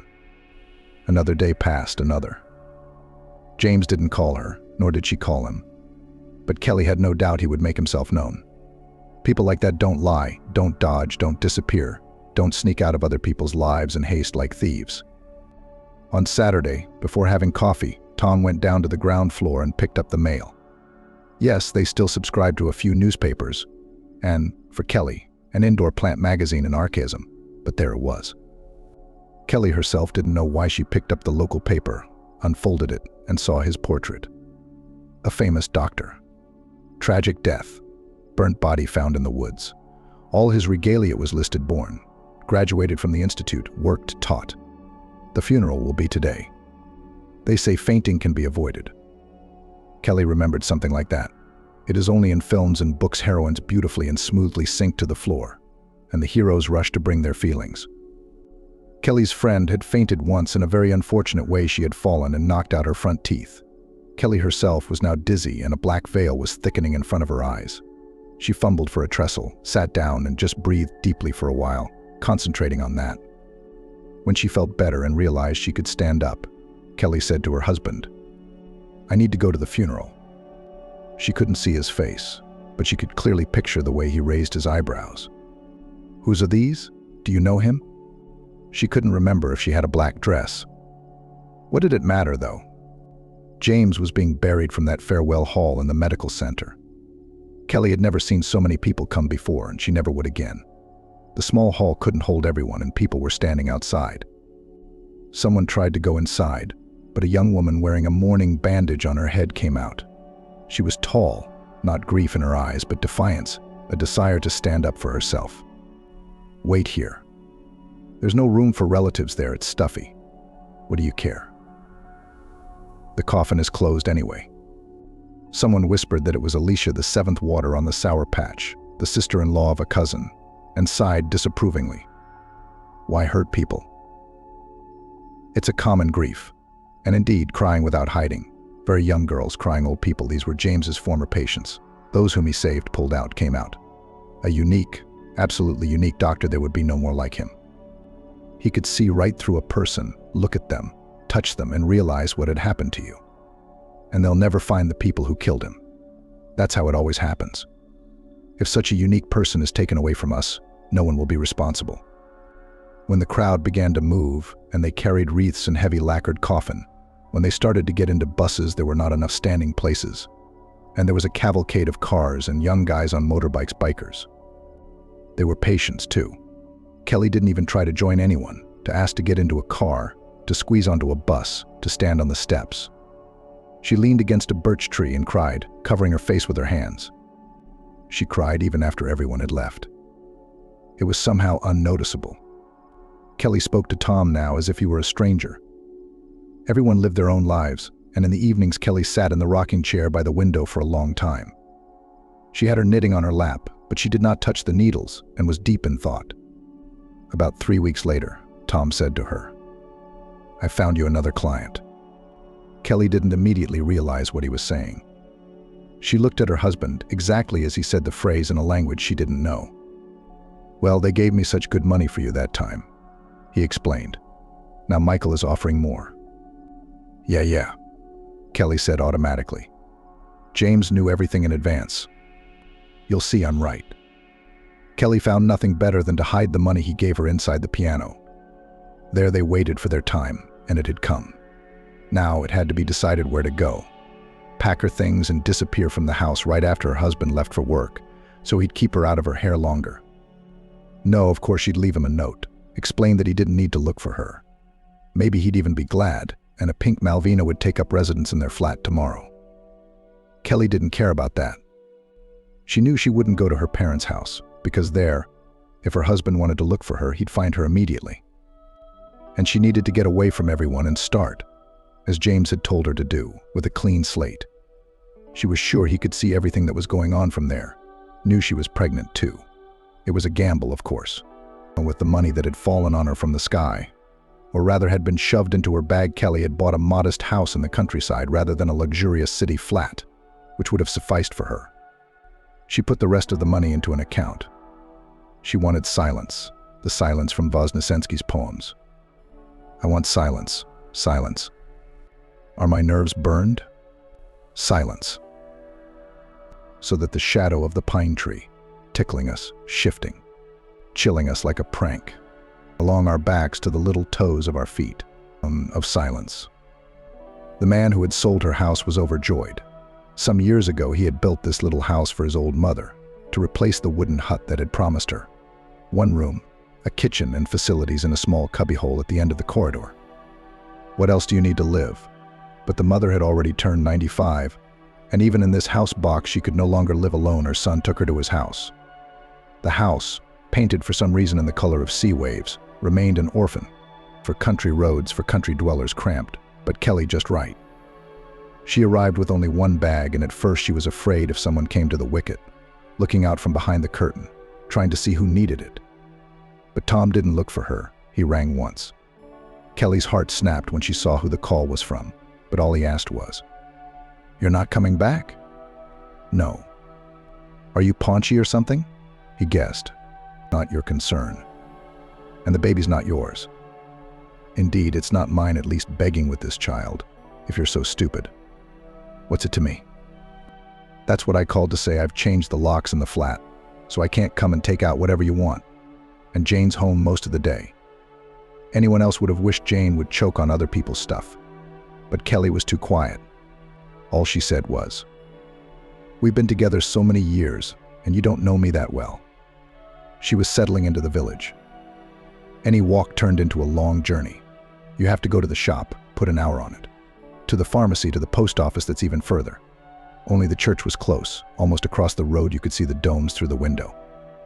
The church, by some whim of fate, was the same color as her hut. But it was not a second home for Kelly. The priest was too peculiar. Father Valentine had nothing in common with that legendary Valentine of love. Soon Kelly began to suspect that the priest had been exiled to such a remote village for his brashness. He considered himself to be the first authority for everyone. He criticized even his own superiors, going as far as the patriarch and parishioners, at whom he was angry. Could get a nettle on the forehead from the expansive priest. The women who worked in the temple hoped that it was a youthful thing, that it would all pass. The only sin that the priest could admit to with a stiffened heart was that he was a complete stranger to Nestiazatism. His house was the best in the village, and there was room for another church. Still, Kelly came to the services at least once in a while, stood at the door, and as soon as she felt stuffy, hurried out into the fresh air.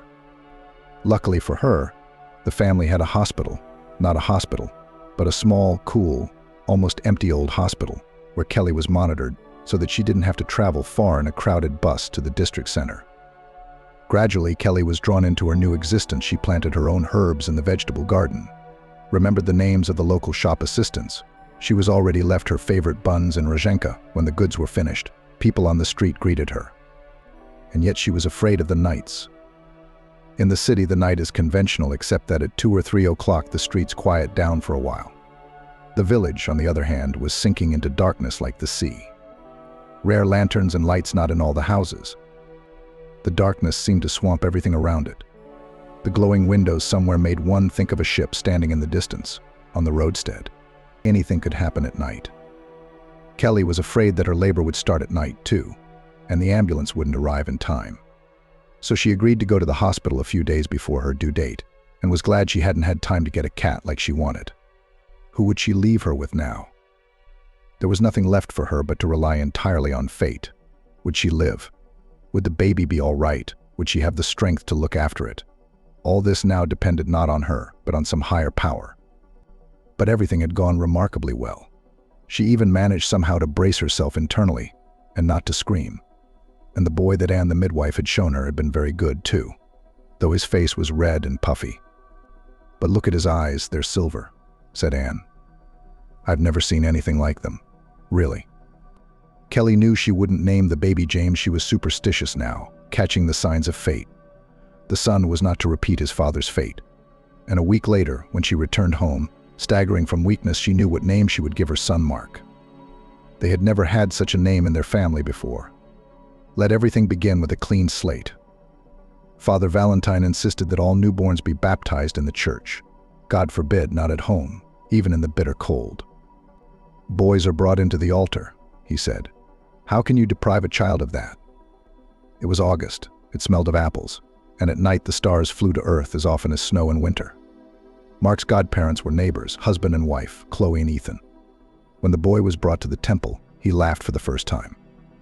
He was lying in Ethan's arms and pulling his hands upwards. to where the blue haze of the dome was, and he laughed as if he saw someone he knew and was happy about it. "He sees angels," said the woman who cleaned the temple. There was sadness in her voice. Seeing angels is also a challenge because cleanliness has to be matched. What Mark was seeing, naturally, no one knew about until the boy spoke. No one even understood what was going on. Well, the child laughs and stretches his arms as if someone is standing in front of him, but probably many babies do that. And sometimes, especially at night, when Kelly put him to bed, Mark would cry and wrap himself in the blanket, as if he hoped to escape under it. "What are you afraid of?" Luba coaxed him affectionately. "There's no one in the room, only you and me and the cat sitting over there, washing itself. The cat that they had been given as a present and crossed themselves over. Probably the neighbors didn't know where to give the litter." It was the most ordinary, gray-collared, nasal, big-eyed. Later it seemed to Luba that she had special feelings for the boy. There was a cupboard in the room, left by the previous owner. They had been like this in almost every house before, tall, wooden, with hangers on the right, shelves on the left, and a square of glass in the door, covered with embroidery. On a black background, an old woman had painted roses with a needle and thread. Mark was afraid of the wardrobe at night. During the day he could climb into it and play there, God knows what he imagined, among the hangers of dresses. He could have a house or a spaceship in there, but when it started to get dark, the first place where that darkness descended was the wardrobe ajar. Mark didn't even dare look in there. And if his gaze did fall there by chance, he withdrew it immediately, as if something terrible lurked there and watched him from there, something better not to be seen face to face. Then the cat would leap to Mark and stare into the darkness herself, staring with cold yellow eyes, as if she were on guard and watching. She knew unmistakably when the boy was worried, when he was having nightmares, and she would slip in and lay on his chest, becoming a shield between him and those he feared. Distracted by her song, she purred surprisingly loudly. As Mark began to talk, Kelly asked him, "Honey, what do you see?" "There." He answered expressively, nodding at the cupboard and raising his eyebrows, not understanding how the obvious could not be clear to her, and almost adding, "There it is."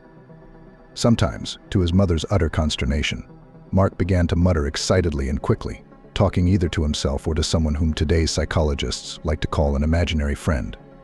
In everything else, the boy not only did not differ from his peers for the worse, he outperformed them. About 3 years old, learned to read, and by the time he went to school, read many books from the Library of Adventures. He knew a lot of poetry, wrote in jagged block letters, and had the kind of imagination that made the fairy tales so beloved by children pale in comparison. On a warm April evening, Kelly sat with Mark by the river. Even though she was settling in a new place, but still she could call only her son her soulmate. And when she had the chance, she took him by the hand, and they went for a walk somewhere far away, then along the path among the meadows that bloomed so gloriously in summer. Then between the mysterious ferns, the forest was in darkness, and the ferns seemed to glow by themselves with a soft green light to a distant lake or following the bends of the river, where the local boys did not climb. They sat on the cliff, looking at the swift current, at the sand. It was amazing here, almost completely white, silky, and suddenly Mark touched his mother's elbow. "Look, Mum, there's a leshy," he said. Kelly took a look. It was just a huge, human-sized stump with petrified, intertwined roots. Look at it. It's the woodsman leaning over the river. He is old. He came out of the forest after winter and came to say hello to the mermaid. She is looking at him from the pool, and he extends his hand to her, saying, "Well, have you survived the cold?" Kelly realized it was all imagination. "You'll probably write your own book someday." She kept wanting to hug her son, to hold him. And every time she held back from doing it, she couldn't.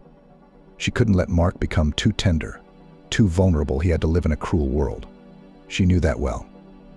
"No, Mom, and I'd love not to see it, but it's there, you know. We went to the cemetery yesterday," he said, even with irritation. They did go there yesterday, along with an old lady neighbor who had asked him to help clean up a grave. It was already difficult for her to bend over, but she wanted to visit her husband. The old lady walked with her right hand resting on a stick, with Kelly supporting her on her left. "So?" Her mother didn't understand. Mark sighed. "There was also a funeral going on at that time, remember? Well, this auntie, she stood back and watched. What lady? Kelly asked. Mark patiently explained. The one they thought was buried. She stood to the side and watched them. Only she was a little different, not like them, as if she were made of thick fog, a little transparent, wearing a white polka dot blouse, a pleated skirt, and a scarf. Kelly inwardly gasped. She knew who Mark was talking about because she had gone to say goodbye to the deceased. She was already part of that circle when everyone from the neighborhood saw the deceased off, when neighbors came to celebrate a wedding or a birth. But she hadn't taken Mark with her to the house yesterday, and the only thing he could see in the cemetery was a staked coffin. Kelly squatted down in front of her son and took him by the shoulders. "I'm begging you," she said. "No, I beg you. Tell me everything you see that others don't see, only me. Only me. Do you understand?" He looked at her earnestly with his silver eyes, which the further they went the more they took on a marvelous hue. She was not a hypnotist, she could not suggest anything to him, but he could sense from her tone that the matter was serious. "Do you understand?" She tried to explain to him as an adult. "If you like this, left and right will start to tell everyone about the Forresters and ghosts. At first people will think that you're making up everything, that you just think it, and when you grow up a little, you'll be locked up in a madhouse." "Where to?" "Ben." He had this habit of raising his eyebrows. "It's a place where they lock you in a room and don't let you see your mum. There are bars on the windows. You sit on a chain like a dog and they feed you from a dog bowl." In her heart, Kelly asked the higher powers to forgive her for this cruelty, because the worst thing for her was that if Mark was declared insane, they might not put him in an asylum, but they wouldn't be able to avoid notoriety. And if it stuck, alas, forever. Mark nodded. "But if something scares you, if there's something you want to share, we'll talk to you about it," Kelly insinuated, squeezing his hand painfully. "But only to me, only to me, only to me about it. Deal?" Mark kept his word. What he'd really been through, even Kelly didn't know. You can't describe every shadow, every look or call from the beyond. Mark had learned to hold back. The only time he'd nearly blundered was when, in 10th grade, the boys had decided to celebrate Halloween. By this time, his classmates already knew that Mark was the best artist in the school, and he was asked to make up those who came in costumes. One of the worst bullies, Alex Smith, dressed up as a devil, and when he sat down on a chair in front of Mark, he looked up and shuddered. Then he picked up a box of paints, but every time he swung the brush, Mark looked away, as if he were drawing a picture from the original. The makeup was amazing. Alex was scared of himself in the mirror. "How did you come up with that?" he asked, looking at the creepy image he had created.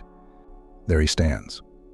Mark started and stopped, and that autumn he was being drafted into the army.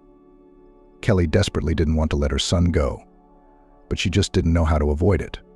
He'd grown up to be a healthy, good-looking lad, the kind of guy who wouldn't be rejected by the medical board. Unless he had to pay someone a bribe, there was money. But how to do it all? Kelly agonized. She was embarrassed, ashamed, but she felt more sorry for Mark. "No need, Mom. I'll go and come back," said the son. "That's what I'm telling you. Let's go into town while we still have time. You can show me your father's grave." Kelly didn't know where James was buried, but it wasn't hard to find him. Every cemetery has its Wroblewka, and this was one, laid out in the bad 90s. It was first inhabited by higher-class gangsters, victims of contract killings and random shootings. Then, they were joined by businessmen from the same gangster circles of higher class, but they stayed here longer. Servants of the people, and the heads of the last surviving factories were added here. The monuments were rich black or colored granite 1.5, 2 human heights. Gloomy spruce trees, heavy chains fencing off the slabs of the grounds. The burials were with reserve, with the expectation for the whole family in the future. But sometimes there were decent men here. James had a simple white marble monument. On his gravestone were surgical gloves and a scalpel, as if he'd just come back from an operation and dropped them without looking. Kelly was grateful to fate that the grave had been found, and so quickly that she could show it to her son. She shifted her gaze from the monument to her son, who was taller than she was. Mark stood and stared, his face growing more and more perplexed. And then he said, "There's no one here." "What do you mean?" "The coffin is empty." Kelly searched for an explanation. She already knew her son wasn't wrong, but there was no way he could be right. "But it's been so long, and there was a big fire. It must have been like a crematorium." Mark only shook his head, but he looked at his mother again and said nothing. They walked towards the exit along the cemetery alley, and golden maple leaves swirled above them. Mark served really well. He wrote letters to his mother, which not only had no complaints but always a joke, always a light mockery, and Kelly smiled as she read them. But he didn't go back. He found a job in town. And what a job. Kelly fought with her son for almost the first time. "Your father's going to curse me from the dead," she said in tears. He was ahead, above everyone else, a real intellectual, a scientist. He probably could not even imagine that his son would not go to the institute. "Where are you going?" "To the dog shelter, washing bowls and cleaning up faces." "Mum." Mark's voice came through the phone as if his son were there. "At least there's no blackness, none at all, even when they're dying." "Well, you know all dogs go to heaven." The shelter was run by volunteers. There were only 1, 2, or 4 regular workers. Emma, who was considered the owner, was an attractive middle-aged blonde. She had a good voice, and from time to time she organized charity concerts in town. She sang to earn the dogs and cats some bread, or rather chicken carcasses, groats, and dry food. And then there was Mary, who cleaned the small little dogs that sat in separate cages. The cages stood on top of each other, and the whole thing looked like an open multi-story house. Mary kept order and had some veterinary skills. And finally there was Mark, who did all the heavy lifting. He was paid enough for food in a rented flat, a modest 1-bedroom. However, he was not always able to go there at night. 500 tailed souls lived in the shelter, and it often turned out that some of them could not be left unattended even for a few hours. The shelter was enclosed by a high, blank fence. It was located almost outside the city, in an industrial zone. There was no housing here. Still, many people had strong feelings about the shelter. Some people were disturbed by the very fact of its existence. These people demanded the destruction of all the inhabitants of the shelter, and sometimes even threw poison in pieces of meat over the fence. Others brought in dogs and cats that they could not keep for some reason. Sometimes they solved the issue honestly. They paid a fee. Sometimes they tried to drive up quietly, tied the dog at the gate, and left, saying that they would take the poor thing anyway. They wouldn't go anywhere. Just behind the fence there was a hut. It was considered to be Emma's office. But in fact, it served as a servant's quarters for everyone. There were refrigerators with dog food and medicines. Here the weakest puppies lived in boxes, and here the shelter duty officer, most often Mark, slept on the sofa. There was also a large structure that looked like a hangar. Small dogs lived in cages here and cats in a separate room. And in the courtyard there were enclosures close together, one to the other, with 2 big dogs in each enclosure. Morning was the time when it was impossible to sit down. Mark cooked food for the animals on the fire. The shelter had poor amenities. Even light and water were constantly cut off because of debts. If possible, water was stored in large bowls, and almost every day rats drowned in them, which could not be eradicated. Feed the animals, clean the cages, give injections to the sick, take someone to the vet. Time flew by. In the afternoon, volunteers, mostly schoolgirls, would arrive, and the lucky dogs would go for a walk with them. Hands were in short supply, and someone would get a chance to get out of their cage once every few months. Every dog and every cat had a hard fate behind them. Mark felt sorry for all of them, but he had a special relationship with Gerda, a sheepdog who came to the shelter last year. Later we learned that the owner had culled the dog because its ears did not stand up in due time. So as a teenager, Gerda found herself on the street.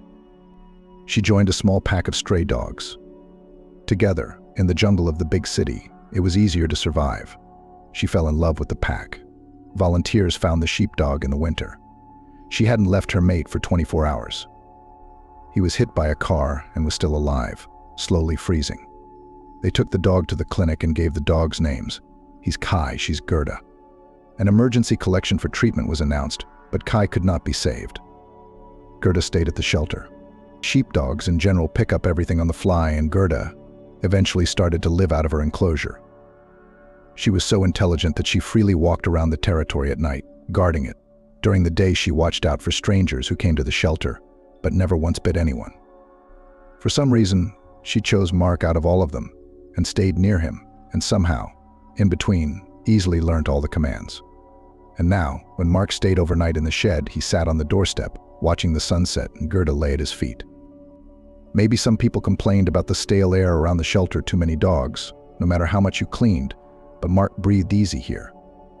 He was used to seeing more than the others, and though he was used to it, he was often uneasy among people. In the shelter, those attentive eyes, hot breathing tongues, the hope to live another day, and the vast sky above his head. There were no high-rise buildings around the sky. Looked at the dogs, and many went there on their last journey because there were enough sick and crippled. Feeding, treating, placing in good hands, all this was hard work, and it occupied both hands and thoughts. This was Mark's place on earth. The car pulled up in the evening. The first to hear it, of course, was Gerda. Seeing the dog's upturned muzzle, Mark listened too. Someone else has been brought in, he thought. Now they'll leave them and go away. If they're helpless puppies or kittens in a box, leave them outside overnight. They might live till morning. The hour was already quite late. Mark was lying on the sofa, watching a film of French comedy as old as this little TV set. As he was putting on his shoes, a car honked. Whoever was there wasn't going to run away quietly like a thief. Gerda, of course, had linked up with him to check the situation and make sure Mark wasn't in any danger.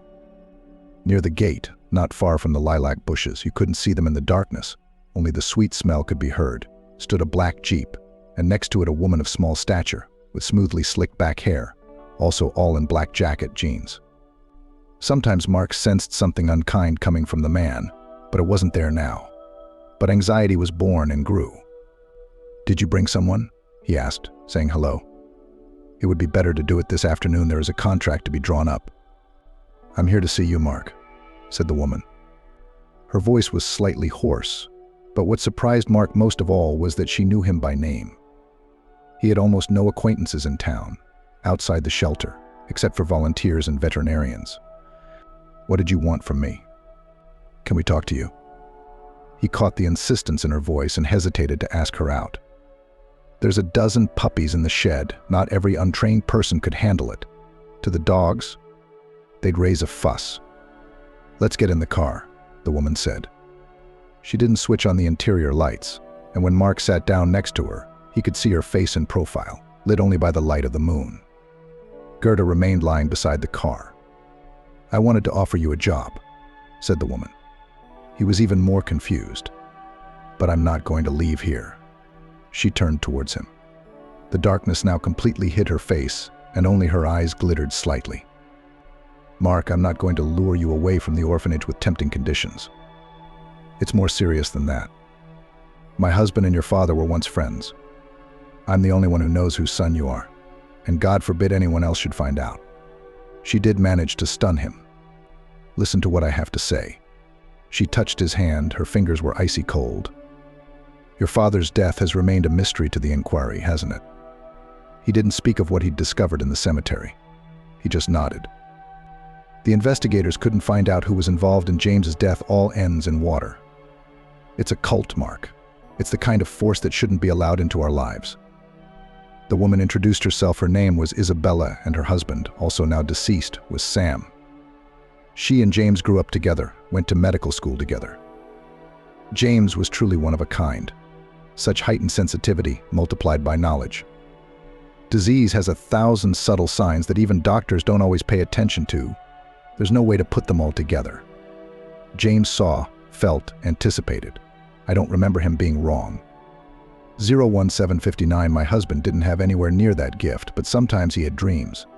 And yes, while your father was a surgeon, my husband was a psychiatrist. And so, the woman was silent, whether to cope with her feelings or to choose her words. At first it seemed that all these people, mostly young people, boys and girls, that they were just looking for extreme sports and had gone a little bit far where it was dangerous. They flocked from all over the world, even from Siberia, I think. I learned that later on by crumbs, by drops. The newcomers signed an agreement in blood, of course, that they renounced any faith and would serve only darkness. They met first at the home of one of these sectarians who lived on the outskirts of the city. Then they found a hut in the woods. Rituals, ceremonies, reading books on black magic. You see, Mark, you can't joke about this. Even with the occult aspects aside, it just makes you go crazy fast. And yes, they had sacrifices. They started with pets. And I won't tell you what they did to them. It'll hurt you to hear it. But eventually they got to humans. Firstly, once you joined the sect, you couldn't leave alive. Secondly, it was believed that if a person with a special gift was sacrificed, Everyone who participated in the ritual would become stronger. So they searched for such unusual people. And of course they couldn't miss your father. And yes, he knew about it, knew they had sentenced him. So why didn't he go? How many were there? You mean the police? There's about 100 of them today, as far as I know. When you're dealing with fanatics of an idea, especially an idea like this, it's scary. What police? If you're sentenced, tomorrow on the street a random passerby will just stick a shiv in your side. Believe me, there will be a way. My husband took your father's death very hard. He said that the leaders of this sect were mentally ill, that they needed to be treated. There were cases he discouraged kids from going there, discouraged all those who were lured by this black romance. And he paid the price. He was next. He had a gift, too. James told Sam about your mum, so I've been following her life from afar, and I know who you are. And now my daughter's in danger. I think you're the only one who can protect her. Mark was released with great reluctance. It was only when he left unexpectedly and without any clear reason that it became clear how indispensable he was to the orphanage. Mark assured them he wasn't going for long. But he said it out of thin air, and he wasn't sure of anything. If Isabella was a wealthy woman, as he thought, she could hire a professional guard, or even a bodyguard for her daughter. He himself had no skills under his belt other than the army, where Mark had been trained as a signalman and had been allowed to shoot a machine gun once. What Isabella was hoping for was beyond his comprehension. I'll tell you more about it on the spot. She promised and added as a control shot. Please don't refuse, in memory of my father, in memory of their friendship with my husband. And now they were driving this very black Jeep, and looking through the tinted windows was literally seeing the world in black, as if he were deeply depressed. How did your husband die? Mark asked, because it was going to be a long journey and there was something to talk about. Isabella gripped the steering wheel tighter as the tarmac changed to dirt and the car shook. No big deal to anyone. I went to the dacha in early spring with my daughter, with Mia, and went fishing, and then they found him. He was lying face down in the water. We were told he'd suffocated. There was no water in his lungs. It was his heart. But couldn't that have happened? Lots of people have heart attacks. Why do you suspect someone? It's paranoia, isn't it? I'm too afraid for my daughter. Isabella said melancholically. All these years I've been following this sect as far as I can, even if indirectly, even if by word of mouth, but these guys have what they call their own handwriting. Do you understand? They offered both of them, first James, then Sam, to join them. If your dad wanted to, he could have made a career out of it. Imagine when one of their adepts can see through people, diagnose and heal, how cool that would be for them. After he flat out refused, he was warned since he didn't want to be a follower, he would become a victim. And then there was that final warning when he realized that it was serious, and that he was essentially condemned. That's when he met your mother. It's kind of a miracle that you were born, you know? And Sam was ruined by his tongue. He was mocking and openly trying to fight against them. I warned him against it. It was no use. When he left for a while, I thought it was a coincidence too, a tragic accident. Of course, these guys wouldn't stop. Sacrifice is a regular ritual. And all those people, victims of fires that happen somewhere in the woods or in old abandoned houses, it's their work. But the other day, traditionally, with the onset of the warm season, the family would move to the cottage. This continued even after Sam's death. Lydia has her own firm. She is an interior designer and often went to the customers in the morning, and Mia was left alone. The garden community is small. It's quiet, grassy streets are deserted for part of the day. All the neighbors know each other, and a new person is immediately in sight. But Mia, lying in a hammock in the garden, was not alert when she saw a stubby boy, about her own age. He asked for a drink, and she let him draw water from their well. Even in the heat of the day, the water was cold and clear as a tear. "Don't you miss your father?" he asked, suddenly winking at her. "Don't be sad. You'll meet him soon." Isabella kept her daughter safe. She didn't tell her anything scary, anything that might frighten or upset her. That's why Mia didn't pay much attention to the conversation, but she passed it on to her mother. A strange man came in, and Isabella was terribly worried. They're going round and round, you see. They've got some kind of diabolical circle. The murders happen in the same places at roughly equal intervals. When these people target someone, they act with the tenacity of fanatics. They have to get what they want at all costs, at any cost. There's no logic to it. Isabella slowed down and turned to Mark. Her voice sounded almost pleading. Do you see why I came to you? Everywhere I go now, I get laughed at. Some boy asked for water and said something. But my husband's death has nothing to do with criminality in the eyes of everyone. What do you think of it? If there's no sign of violence. Sam was startled by something, startled to such a degree, so horrified that his heart stopped. That look on his face, then his features smoothed out. But I remember I saw him shortly after, and that's when it all started again. It was your mom, Mark, who told me about the gift you inherited from your father. Only it's gone further with you, you see more. Only you can sense trouble coming. I'm not asking you to get involved, God forbid. I'm not asking you to go into battle for my Mia, but to warn you, just to warn you, to hide her somewhere in time. They won't be after you. They know nothing about you, though you would no doubt be a very valuable asset to them. If you fall into their clutches, it's like falling into the clutches of a spider. You can't get out. They drug the victim, then scotch them. No one hears anything, and they don't find the victim right away. I only know you won't believe it, because thanks to your gift, what others can only laugh at is unquestionable to you. Gerda lay at Mark's feet, shifting her gaze from Isabella to her master and breathing hotly, sticking out her tongue. It was indeed a fertile corner. Isabella, with a special key, opened the gates of the garden community, and they seemed to enter a completely different world, where silence, emerald grass, birdsong, and negativity. On this day there were no dacha dwellers. Only one woman was digging up the soil on her plot, and a man was lying on the veranda on an old sofa, and his peace was rested by a dog, but good-natured it did not even bark at the car. Isabella's cottage struck Mark. It was something between a rustic cottage in the mountains somewhere in Europe and a medieval castle. A real tower of rough stone beckoned to the eye. Wow, he said involuntarily. Isabella glanced round, grinned. I like this place. There's a lake nearby, you'll see. But when I bought the land, it was all overgrown with wild grapes, and there was a half-collapsed hut hiding in it. Why a tower? I'm an extreme designer, and I've loved Bradbury since I was a kid. At the end of every spring, I bought dandelion wine, and by autumn I'd read the book to death. I just breathed it. I learned to see the miracles in everything around me. Once a week, Douglas was allowed to sleep in his grandfather's tower. He'd run up the dark spiral staircase to the top and go to sleep in that magician's abode amidst thunder and visions. And in the early hours of the morning, when even the milkman was not yet clinking bottles in the streets, he would wake up and work his cherished magic.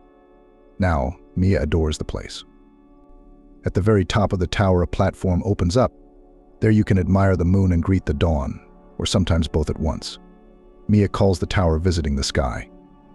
Mia was thin and small. There was no way she could be 18 years old, a teenage schoolgirl, that's all. Gerda interested her much more than Mark. Already getting acquainted on the porch, she was ready to caress her, but hesitated. She won't bite, she's smart. So don't be afraid. They switched to you almost immediately, though. Isabella went to the kitchen to find something to feed the young people. Mark knew that by evening she would have to leave and spend the night in the city, because early in the morning she would be waiting for a client, an intrusive uncle who wanted to make everything in his mansion to the highest standards. I suggest green borscht. Isabella looked out of the kitchen. How's that? Mia, show Mark around the neighborhood, take him to the lake. For Gerda, getting to know the area was of the utmost importance. She walked ahead of the young people. Mark was not mistaken, this green corner was deserted at this hour, golden flowers on the grass and Mia, walking on his right hand. The girl was walking with her head down, as if she wanted to find something among the grass and flowers. Mark didn't feel anything wrong yet. The day was too sunny, the breeze too warm and gentle. There was no room for shadows. From this edge of the fellowship was surrounded by a wooden fence, a rather dilapidated one, though. Micah ducked into a gap where a board had fallen off and waited for Mark to follow. Further on, beyond a small hill, there was a lake, marked on the maps as Pridorozhnoi, though it was quite far from any roads, and just beyond the lake the forest began. Dachniks came here to catch small fish or just sit by the water. They took good photos here. The lake was small, but framed by the forest and weeping willows, it was picturesque. However, Mark's heart was suddenly racing. He saw several butterflies, big black beauties, fluttering over the water. Mark even blinked, hoping it was a vision, that he was just overheating in the sun. They couldn't be here. He had once looked up the species in a book and had learnt that they lived somewhere else. But he'd seen them several times before the news of someone's sudden death. "What do you think?" he asked Maya after all, nodding at that black dance. If she had seen it too, she would have said something like how beautiful. "The boys are swimming here." Mia shrugged her shoulders. "I tried it once and lost my footing. The bottom was too boggy. They say there's a ford somewhere. I don't know where." They settled down on the bank, right on the grass, dry and warm. Mark didn't know if he could ask Mia. Did she know anything about what she was facing? Was she afraid? But as it turns out, children know more than their parents realize. Mia started this conversation on her own. "I know why your mom called you." She wasn't looking at Mark, she was looking at the lake. "But I don't think it's worth it. There's some serious guys out there. What are you going to do with them? Even with the dog?" "What makes you think they're so serious?" he asked with deliberate carelessness. "You see, Mom can keep her mouth shut, but not that serious. When she started asking me questions, she let something slip. And then I did what I could on my own. They just don't accept the weak. They have a whole series of entrance tests. A marathon not to run, but to walk with heavy rucksacks through the mountains. Not everyone made it, but they have a death cult. They are not afraid of it. You can't die, you can't play in all this, you can't immerse yourself in it, the darkness will pull you in." Who would you say that to? Mark thought. And then the epic continues. They order their own knives. Like personal, magical knives. There are special blacksmiths there too, with runes and signs on the knives. And each of them has to drink blood with his knife, choose it himself, catch it and sacrifice someone. Gerda raised her head and looked at the girl carefully. Mia rubbed her head, dared her. At least a bird or a cat. There is a real gradation of victims. Forest animals are valued higher because they are harder to catch. Try to catch one, even a hare. And the highest sacrifice is a human. Mia looked Mark straight in the eye. The ultimate sacrifice is yourself. When you don't make an attempt on someone, but lie down on the altar yourself. Isabella fed him a delicious green borscht and left a fridge full of food. "I'll try to be here tomorrow evening, the day after tomorrow at the earliest. I know Mia doesn't bother with cooking, at least make yourself some sandwiches and coffee. I'll leave the cutlets in the pot under the lid. Please." Now she was talking to Mark. "Lock the gate well at night." They met sunsets in the tower, or rather at the very top, on the platform Mia had chosen. They drank coffee, watched the sun sink behind the lake. "It's a full moon tonight," Mia said. "I don't know if they believe in anything other than their sect and who they think is their master. I read a book about vampires when I was a kid. It said that vampires loved moonlit nights, and that they followed the moonbeams like a river." Mark was busy with a more mundane task. He opened a satellite map and studied his surroundings, slowly moving his finger over the map on his mobile screen. "Is that a swamp?" he wondered, pointing to where the holiday village ended. "Not exactly. It's boggy, but it's not really a swamp. Except in spring, when the water stands for a long time, and in autumn it all thins out. But in summer the ground dries up and there are so many flowers there." "What's this?" Mark pointed his finger. "A settlement. Look, there seems to be a path leading there, quite far from here, and I don't know whether there are houses or not." "It's not a path, it's a concrete road, a slab road. And where you're pointing, there used to be a village there. It's almost gone now, just ruins. I know that a man lived there for a long time, hiding from his wife. He said he was happy there. It was quiet." "How do you know all this?" "My father used to take me there on his motorbike. He was hoping to find the treasure. Dad had this romanticism in him. There's a mountain, or a hill about 60 meters high. There's lowlands all around. And when you get to the hill, you can see everything. Dad said there's a whole network of caves and underground passages. God knows who dug them and when. It was either an underground monastery or a hiding place for bandits. Papa was always very careful that I didn't stumble or fall into anything. And he made me promise that I would never go there alone, because if anything happened there would be no help. No one would even know where you had disappeared. I don't know why Dad thought that. I wouldn't have gone myself, it's too far. Did you love your father very much? Unexpectedly to himself, Mark asked. It was already evening light, but it seemed to him that she had tears in her eyes. Maya nodded. Very much. Most of all, Mum is nice, but she always has things to do, always has her head full. And for my father, I knew there was no one more important than me. Do you remember your father? I've only seen pictures of him. He was quite a famous man. More than famous. Mia confirmed it. Do you have those weird eyes? You know, they're like mirrors. It seems that just a little more and something so otherworldly will be reflected in the mirrors or windows to another world. She shifted her gaze and shuddered. Look over there. She pointed towards the lake, where the darkness had already thickened. What is there? Mark lowered his voice involuntarily and wished they were still at the top of the tower, out in the open. Look at those green lights. There's two. Fireflies, maybe? They're small. I couldn't see them from up here. It's far away. You mean eyes? Mark might have wanted to make a mocking tone in his voice to cheer the girl up, but the question sounded serious against his will. No, not eyes. Maybe it was a torch. Let's get out of here. You go to your room and I'll check the gate again. And then Gerda and I will go round the estate. The dog hasn't felt threatened yet. Maybe the key word was yet. But Mark sat in Mia's room for a long time, and she told him what she had learned. About how a willing victim spends his last night among the sectarians, about the farewell ceremony and the actual sacrifice and such horrors. Finally, he noticed that the girl's eyes were beginning to slip. When he came to himself, however, he went back to the satellite maps for some reason, found the very same hill and zoomed in, as if hoping to see some traces of life there, or at least the very caves. Mark woke up to the fact that the room was cold. It was not uncommon to have frost in the morning. Now the wind must have opened the window, and Mark felt cold. Gerda put her paws on the windowsill. It was just beginning to dawn, and the sheepdog was looking out into the twilight and shivering visibly. Mark got up to shut the window more quickly, rubbed the dog on the withers, saying that now we would warm up. But Gerda was still shivering.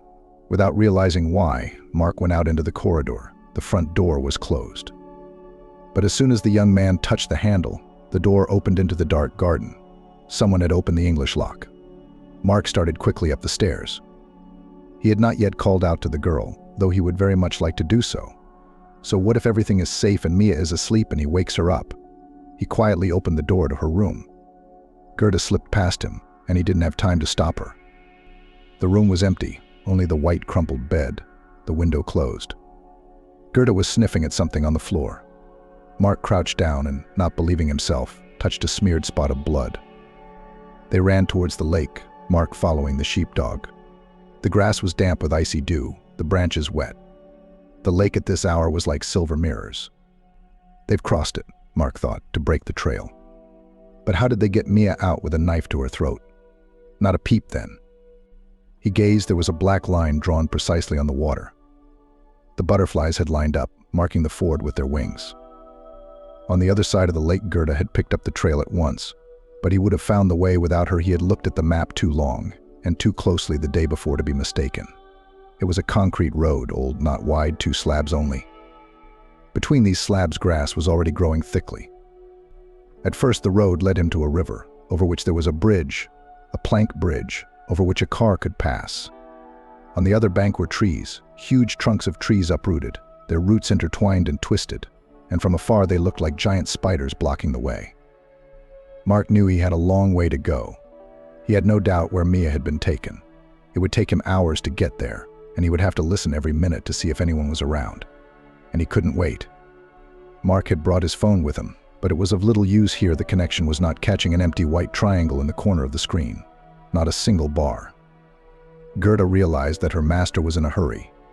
She was ready to break off into a run, but then she would break away from him. She went far ahead, and she walked beside him, and Mark walked quickly, then switched to a run. The sun was already beginning to rise, showing its red side from behind the horizon, when Mark reached the abandoned village. It was a sad sight. 700 people had once lived here, but there were few reminders of it anymore. The shrubbery had grown so high that it hid the shrubberies, which had fallen into disrepair. Only the roofs were visible, and the streets were still visible. One might have thought that this place would attract those who practiced a death cult. But Mark felt there was no one here. To turn on and there would be a lake, the shores of which were so favored by vipers that it would be better not to go there without boots. To the protected mountain. The way lay straight ahead.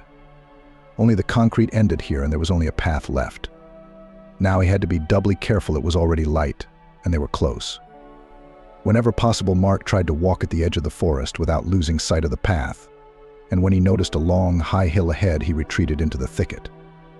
It was a place that all the locals tried to avoid. It was tempting, though there was a rumor that untold riches were hidden here. Who kept them here? Who knows? Bandits. Who else? But who? According to some rumors, those whose ataman was Stenka Razin, according to others, the companions of Emelian Pugashev. And whoever said it all started with the old believers. They inhabited the local caves, deepened them, and then gave permission to those who came here to escape from the authorities, or just from the evil baron to settle in the neighborhood. It happened that the robbers stayed here for the winter, and in the spring they left for their criminal activities on the big water. But who settled in the caves now? When Mark saw the smoke, he crawled the last few meters rather than walked. Gerda knew the command to crawl perfectly well and breathed noisily. In a few minutes, Mark was already looking at the sight before him. Mia had said, like her mother, that there were about 100 people in this sect, or what the hell to call it. But now Mark noticed 12 too. For some reason, it reminded him of all the reenactment clubs. Right at the foot of the mountain, there was a fire, but not a strange one, not a sacrificial one, but just warming and cooking breakfast. And someone didn't care much about firewood. They used dried out wood. That's why there was smoke from it. Many of the guys were really strong physically, even outwardly it was noticeable, were dressed in some strange gray hoods or cloaks of coarse cloth. Maybe such clothes were practical here. They protected them from the morning cold and annoying midges. And they were not sorry to get dirty or burnt by sparks from the fire. But only the Middle Ages came to mind, with its bonfires and the mad eyes of fanatics. A very thin man with gray hair grown back below his shoulders was stirring the brew in a cauldron. He was older than the others, and much older. Perhaps he was the head of the sect. But Mark dismissed the thought. It was unlikely that the master would be serving the others, preparing their breakfast. What Mark hadn't expected was that the man would suddenly raise his eyes and look exactly where he was hiding in the dense foliage, and seemingly, despite such a veil, would see him. It was a total, absolute failure. And if he now called out to these boys and pointed in the direction where the stranger lurked, Mark would not escape or hide, and neither will Gerda. What will a dog do against so many people? It won't even stop them. And worst of all, no one and nothing will be able to save Mia. The man looked at him without taking his eyes off and seemed to have even dropped the spoon he was holding in his hand. Mark was also used to trusting his senses. This time he didn't feel threatened. Not only that, but he had a growing feeling that he knew this man from somewhere, even though it was impossible. Judging by his appearance, the man hadn't been out of the forest for a long time. And then the stranger's features seemed to overlap with a photograph in his memory, the one his mother had shown him. Mark blinked his eyes a lot. Wasn't James coming from the other side of the world? Or had he, after all? The man stood up and took a few steps toward Mark and suddenly put a finger to his lips. It was a gesture of invitation, saying, "Shay shall come to you now and we'll talk." Mark nodded. It was dangerous, though, terribly dangerous.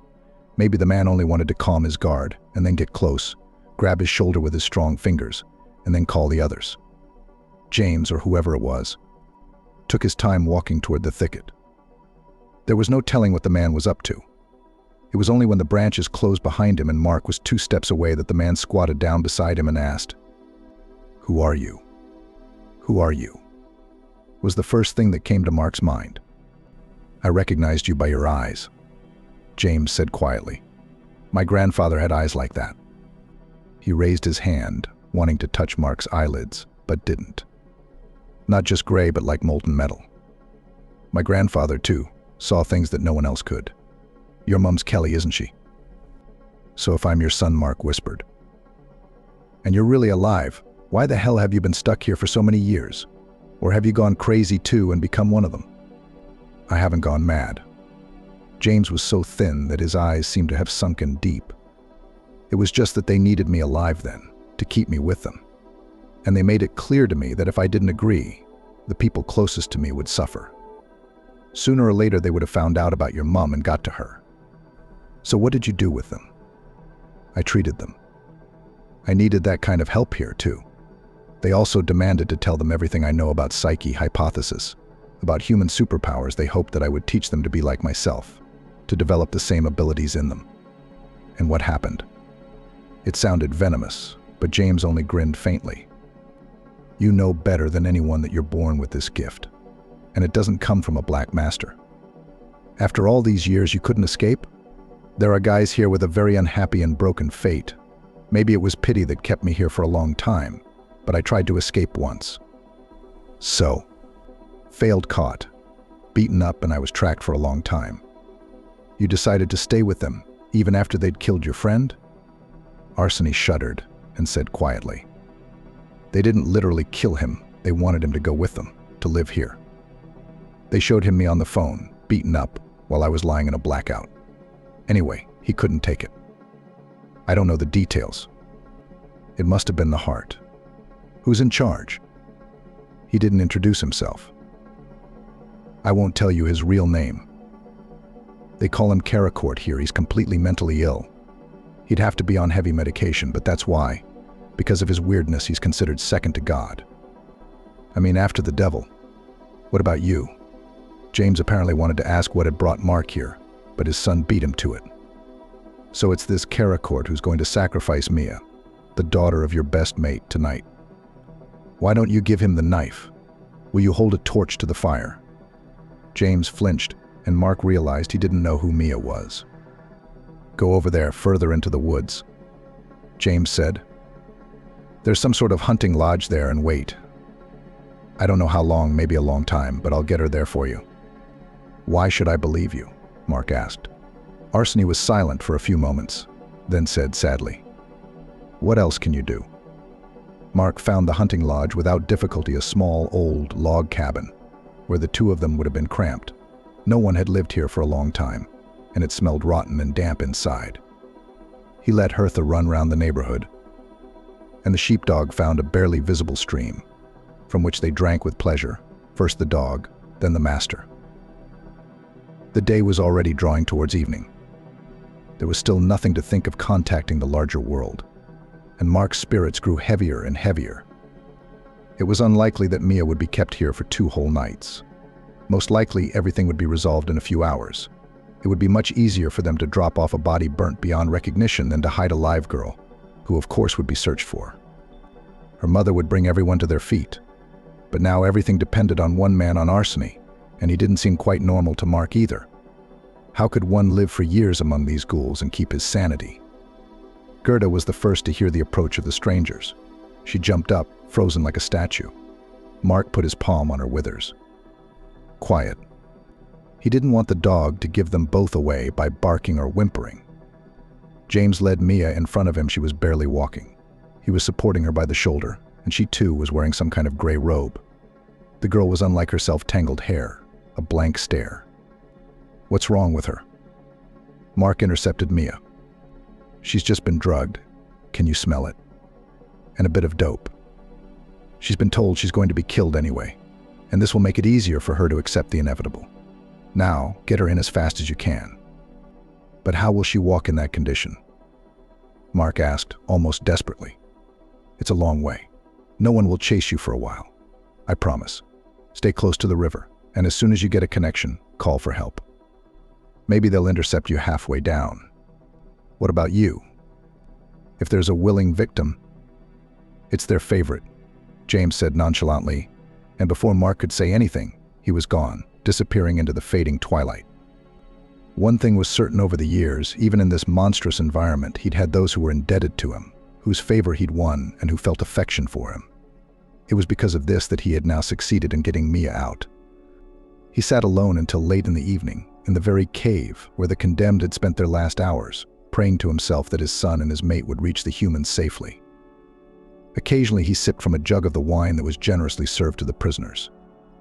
Better to let them go to the altar like somnambulas than to drag them screaming like pigs. James didn't think about himself. To be honest, he didn't want to live either. His body had survived, but his soul had been burned almost to the ground. a willing sacrifice in the eyes of the other members of the cult that justified everything. James knew that Karacourt would go ballistic. That was what happened when James was eventually brought to him. The ringleader didn't grovel to the caves. He was the only one here who had a dwelling. Psychiatry was the subject James had been worst at the Institute.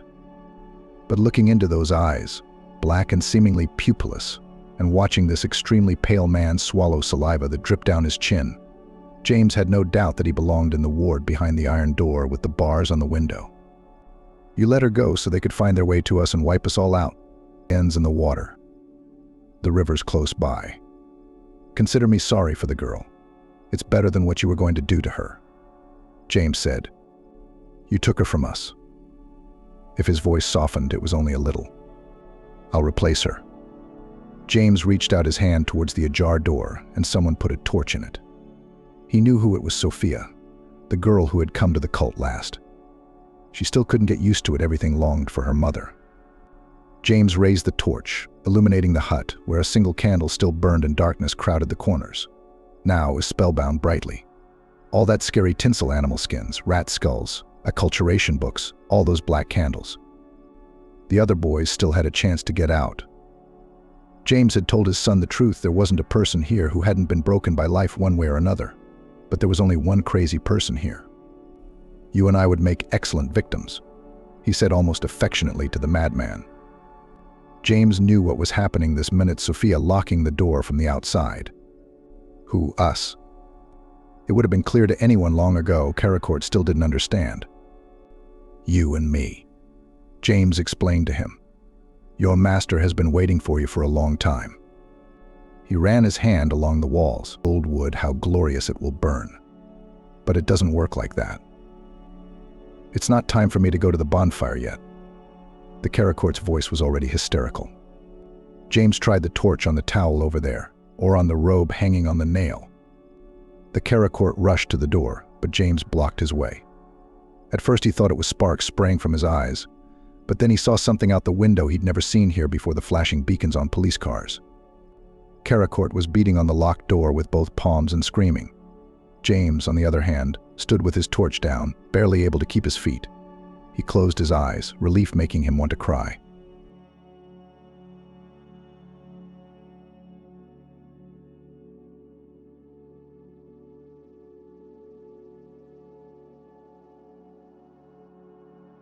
Emily, are you going to catch it or not?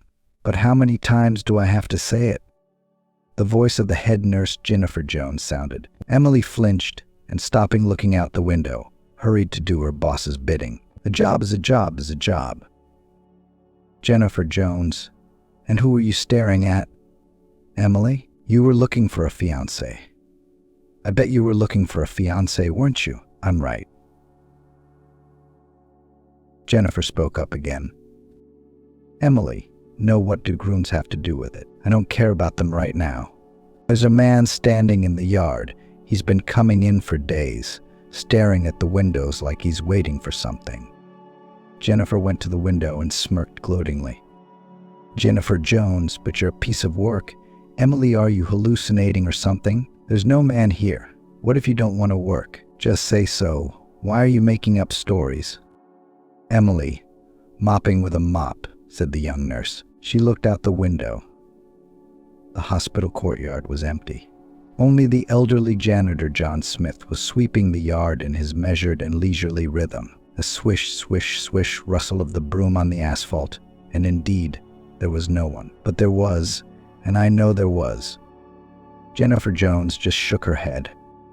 Jennifer Jones, Emily's weird. She lives with her grandmother. She doesn't know much about her parents, either dead or something else. But they live in a small house in the suburbs and live in poverty. You don't have to be very smart to understand the reason Grandma is sick, and most of the money is spent on medicine. Jennifer stayed in the hallway a little longer, watching the nurse clean up, and then went to the nurse's station. What about her? Rumor had it that she was a favorite of the head of the department himself, Gregory Thompson. Gregory was a respected man, and no one in the clinic could not cross him except the chief physician, and even then for business. Everyone else preferred to keep quiet. Why spoil relations with someone on whom your welfare and future career depended? If you cross him, you're in disfavor. Then you can forget about summer vacation and time off for time worked, unlike others. Jennifer knew how to approach Gregory without being embarrassed that he was married. What was there to be embarrassed about? People are adults. She wasn't as shallow as Emily. I can't believe she'd do something like that. Last week, Emily tried to throw dirty water on Gregory. The bucket slipped out of her hands or something, but she poured it all over the superintendent. How he screamed and shouted in his loud voice, and Emily just stood back and lowered her eyes. She was the simplicity of a saint. Emily was good at her job, though, and Jennifer had to admit it. But that was the end of her sympathy for her subordinate. Jennifer didn't like Emily. Oh, she didn't like her. You'd never know what was in that quiet pool of hers. Emily was a person with her own principles. You could expect anything from such a person. Of course, Emily didn't know this and could only guess why the head nurse disliked her. As she scrubbed the floors, she thought again about the strange creature she'd seen in the hospital courtyard. Had she imagined it? After all, Emily had seen that dog a couple days ago. It was a miracle, that's all. After changing the water for clean water once again, she went to clean the right wing of the building, where the so-called VIP rooms were located. Mostly wealthy people who had enough money to pay for more comfortable conditions and increased attention of the medical staff were treated here. Although, according to Emily herself, they were treated the same way as everyone else. And that means that all the privileges of the rich consisted only in these separate wards with TV, internet, and other benefits of civilization. Opening the door of the first room, Emily asked politely, "Mr. Johnson, can I mop the floors and wipe down the windowsills? I'll be quick. You won't even notice." The patient smiled. "Yes, of course. Do whatever you need to do, Emily. You're not bothering me at all." The orderly smiled back and, after thanking the patient for understanding, got to work. She knew that Robert Johnson was a businessman and, according to the superintendent, had an impressive amount of money. He could afford a lot of things. But Emily herself saw only a fixed sadness in his eyes. Mr. Johnson's illness was serious. Being around this pleasant-looking man, the nurse sincerely sympathized with him and wished him a speedy recovery. "Thank you. Buckle up," he said. "Say, what do we have outside our window today? Sunny or cloudy? I'm really embarrassed to ask this, but I didn't have the strength to get out of bed at all. I feel so weak, but I don't know why yet. I can't really see the sun, but there seems to be some rays breaking through the clouds," Emily replied. "Sunshine is good." "Sunshine is life," Mr. Johnson nodded in agreement. Emily nodded and continued wiping the floor with a damp cloth. Disinfection and cleanliness were above all the key to health for both patient and healthcare provider. But Emily had no sooner cleaned half the room when the door opened, revealing a well-groomed woman in her 40s with a haughty expression. "Well, here we are cleaning again," the guest began instead of greeting. "Please tell me, may I come to my husband and be alone with him?" Emily looked at her with a hunted look and hurried out of the room. Everyone knew that Robert Johnson's wife, Violetta, was an extremely scandalous woman for whom it cost nothing to cause a scandal. "She's got a good thing going," Emily's partner, Nurse Jennifer, kept saying. "Maybe he'll die. That's a good thing. Maybe the rich guy will be gone, and she'll inherit the money." Emily never liked that kind of talk. Why should she count other people's money, go through their dirty laundry? "Don't you have anything else to do?" But her meeting with Violet Johnson had left her with the most contradictory feelings. The rich woman was too insolent and defiant. No, Emily yielded, of course, did not show her temper. What was she compared to Emily Williams? Yeah, there's a gulf between them that no bridge can bridge. I'll wait. Once she's gone, then I'll go into the room and go home, Emily thought. The voices of Robert Johnson and his wife could be heard through the tightly closed doors. Emily did not eavesdrop, of course, but waited patiently for the visitor to leave, unwillingly witnessing such an unpleasant conversation. Emily Williams felt extremely uncomfortable. It was mostly Emily who was trying hard to get her way. "Honey, why don't you want Michael to go?" "After all, he's your son too, my son," Emily Williams said. "Emily, do you really think so? When did he become my son?" "Yes, I raised Mike since he was 15 years old, but my teaching didn't do him any good," Robert Johnson replied. "Last week he wrecked his new car again. A couple days before that, he got into a fight with a croupier at the casino. Is that what you think Johnson's son should be like, even if he's adopted? Emily Williams bit her lip. Her husband, although he was ill, but still in verbal battles could shut up anyone. Robert, but don't be so hard on Michael. You'll see, he'll change after this event, Emily insisted. I'll be sure to talk to him. How can your son only change in a bad way? I'm too scared to take phone calls. Every time I sit and wonder where they are calling from the police, hospital, or from the store, where he broke the window again. Robert Johnson objected tiredly, making it clear that he is very tired and wants to rest. But Emily Williams was not going to give up so easily. Instead, she again began to defend her son, whose problems have long had to solve her husband. Tired of waiting for Emily to leave the room, Emily went outside to chat with the janitor. Good morning, John Say. Have you seen a dog around here? You know, a big one, light-colored, Emily asked. Hello, Emily. Why? Did you like him? John Smith asked and looked at the nurse appraisingly, as if deciding whether to tell her the truth or not. No, John the First called him Mickey. Well, maybe he's not Mickey at all, of course. Homeless guy, you know. Alone, like a finger. I understand him. A dog's a joy, the janitor added. Where's Mickey's owner now? Emily asked cautiously. He's in intensive care, hit by a car in the street, John said. It was a quiet, inconspicuous street. I was coming back from the store in the evening when some speeding driver drove by. They say he felt everything. He smashed the window and rushed to the owner. The paramedic from the ambulance said he lay down next to the owner and began to lick him with his tongue. Since then, the dog has been coming to the hospital, looking at the windows, hardy. I let him in my room out of the kindness of my heart. He's a house dog. He's not used to spending the night. Emily nodded sympathetically and looked at the janitor with respect.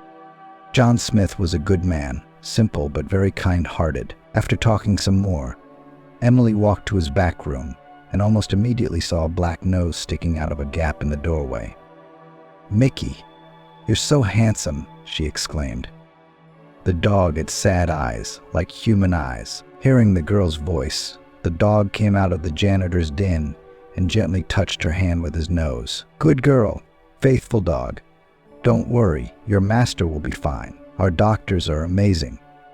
They'll have your master back on his feet before you know it. She patted the dog on the withers. Emily saw Emily Williams walk confidently out of the clinic building. A little farther away in the parking lot was her car. A car Emily would have had to save up for years, if not decades, to buy.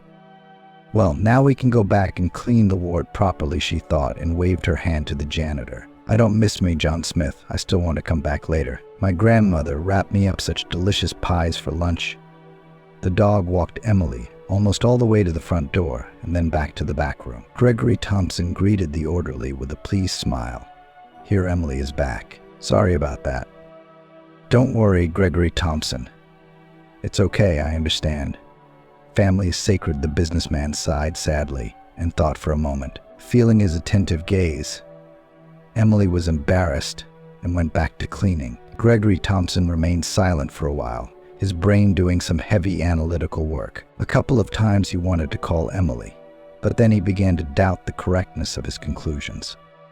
Finally, the businessman made up his mind, like a drowning man grasping at the last moment for a life-saving straw. Emily, tell me, when is your vacation? Gregory Thompson began from afar. I don't know, probably December. Another 4 months to wait at least, she replied, intercepting her patient's gaze, asked cautiously why Gregory Thompson coughed, but when he came to his senses, still answered the question. I need your help, Emily. It just so happens that there's no one else to talk to but you. It sounds wild, but I want you to play the part of my daughter. For a little while, of course, and not for free. Emily's breath caught in her astonishment, and the bucket fell out of her hands, hitting the ward with a nasty metallic squeal. Is this some kind of joke? No, it's not a joke. I'm sorry I started so soon.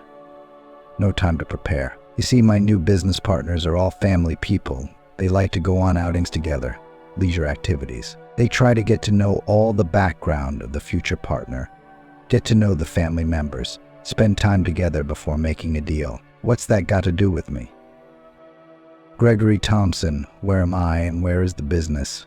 Emily couldn't help herself. It was obvious from the businessman's face that he didn't like to rush and intended to lay it all out in front of his interlocutor, but only not at once, but gradually. Emily, don't judge me harshly. Here's the thing. Investors intend to organize a corporate party for children and all employees after the deal. They'll rent a cottage on the riverbank, organize a disco, a party in general.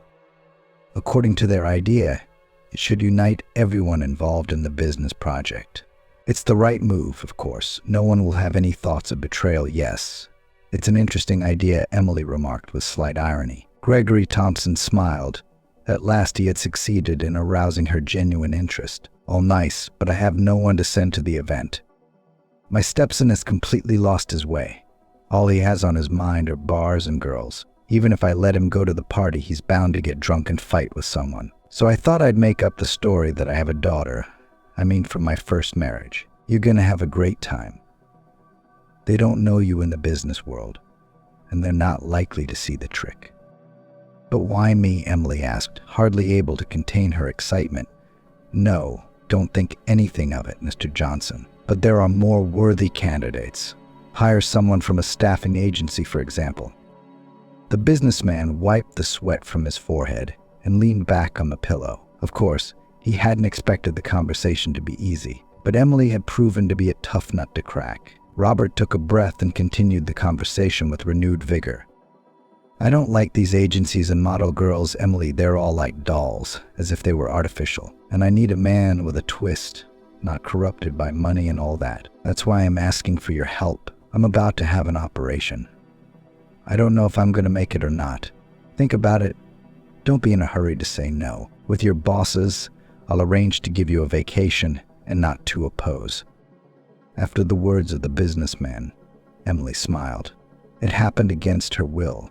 Mr. Johnson's proposal was very interesting. For a moment, she even imagined herself as the millionaire's daughter. The fantasy was attractive, and the girl did not hesitate to believe it. But Emily did not go further than her dreams and shook her head. No, Mr. Johnson, it is not for me. Among these rich people, I will be like a white crow. They'll notice the stark difference in my clothes, my hair, even my shoes. How can I go to this party? But Robert Johnson was not in vain considered an experienced negotiator and immediately caught a shadow of doubt in the voice of the nurse. You see, you have to decide here and now, he continued to persuade. Don't worry, Emily. I'll provide you with money. We'll buy dresses not worse than the others. We'll do your hair, manicure, pedicure, whatever you want. But you have to help me. I don't know how it's gonna go. Maybe the surgery won't help me. And I can't count on Michael not getting drunk. I can't rely on Emily Williams. She only thinks about her son. She thinks he's always being hurt. And I want what's best for him. At this rate, he's gonna grow up to be an alcoholic. And then what? He'll blow my business away. And then he'll sell my real estate. I don't want that. You know, I'm sorry. You can call it a freak show, can't you? But as soon as I saw you, I knew you were the best candidate. Emily's cheeks flushed, and a sweet smile played on her lips. What can be said, but compliments are always pleasant, especially from such a representative man as Mr. Johnson. In principle, I don't mind. Only with work problems, I'm unlikely to be released. My partner, Lisa, is always sick and often takes a vacation at her own expense, but the staff is not supposed to have more people. So I have to take care of 2 people. If the head nurse will allow, the head of the department will certainly wrap up my petition.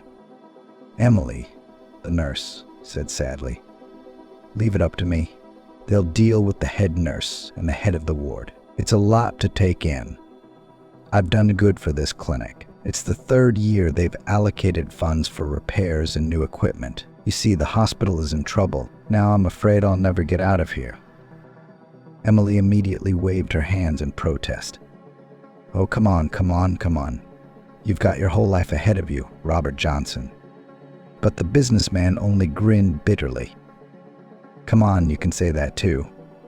That's not the point. Emily, I wish there weren't any VIP rooms here. I wish there were rooms like mine in every ward, in every hospital building. Oh, I wish I was cured. I could do it in a heartbeat. Emily had barely opened her mouth to reply when Emily Williams, The head nurse entered the room. But you're missing somewhere. How long do we have to do this? Who's going to clean the corridor? Do you know? Personally, I don't want that kind of work for nothing. You do realize that if Gregory Thompson sees a speck of dust anywhere, he'll be sure to give them all a kick in the ass. Meeting his eyes with the head nurse, Robert Johnson smiled meaningfully and said quietly, "Don't shout like that, Emily Williams. In fact, I have a favor to ask of you. Please give it to Gregory Thompson personally." At the mention of the superintendent, the head nurse visibly tensed, but the businessman was quick to reassure.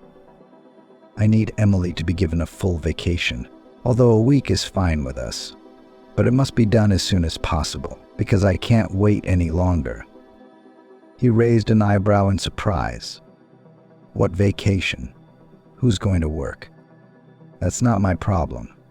But if Gregory Thompson says no, I'll talk to the head doctor, and I'll take her word for it at that level," Robert replied. Emily Williams looked at the young nurse with hatred, signaling that the conversation was over, but she refrained from further comment, realizing that she now had a powerful advocate. Wishing Robert a good day, the head nurse left the room, slamming the door. Lastly, I was filled with anger and resentment toward this young upstart whom I had disliked from the first day I met her. What did he see in her? If Robert weren't so sick, I'd think he was trying to make a lover of her. Only now the rich man is as good as dead. Well, I'll have to call LA and tell them what's going on. Let them keep an eye on their husband to make sure he doesn't make a mess of things, Jennifer Jones thought on her way to the head of the department. Gregory Thompson, after listening to the nurse, granted the businessman's request almost immediately. The far-sighted doctor was well aware that Robert Johnson had done a lot of good and could now count on a reciprocal favor from the management. Gregory Thompson was not stupid at all and immediately calculated the situation a couple of moves ahead. Because of the fact that if the entrepreneur now outraged, Robert will appeal directly to the chief physician, who will still fulfill his request. But Gregory, for his stubbornness, will get a good reprimand and maybe even lose the VIP palaces, the proceeds of which went into his pocket. All right, Jennifer will tell Robert Johnson that I'll sign off on this and make sure it's done to the best of my ability, he said dryly, and pointed the nurse with a glance toward the door.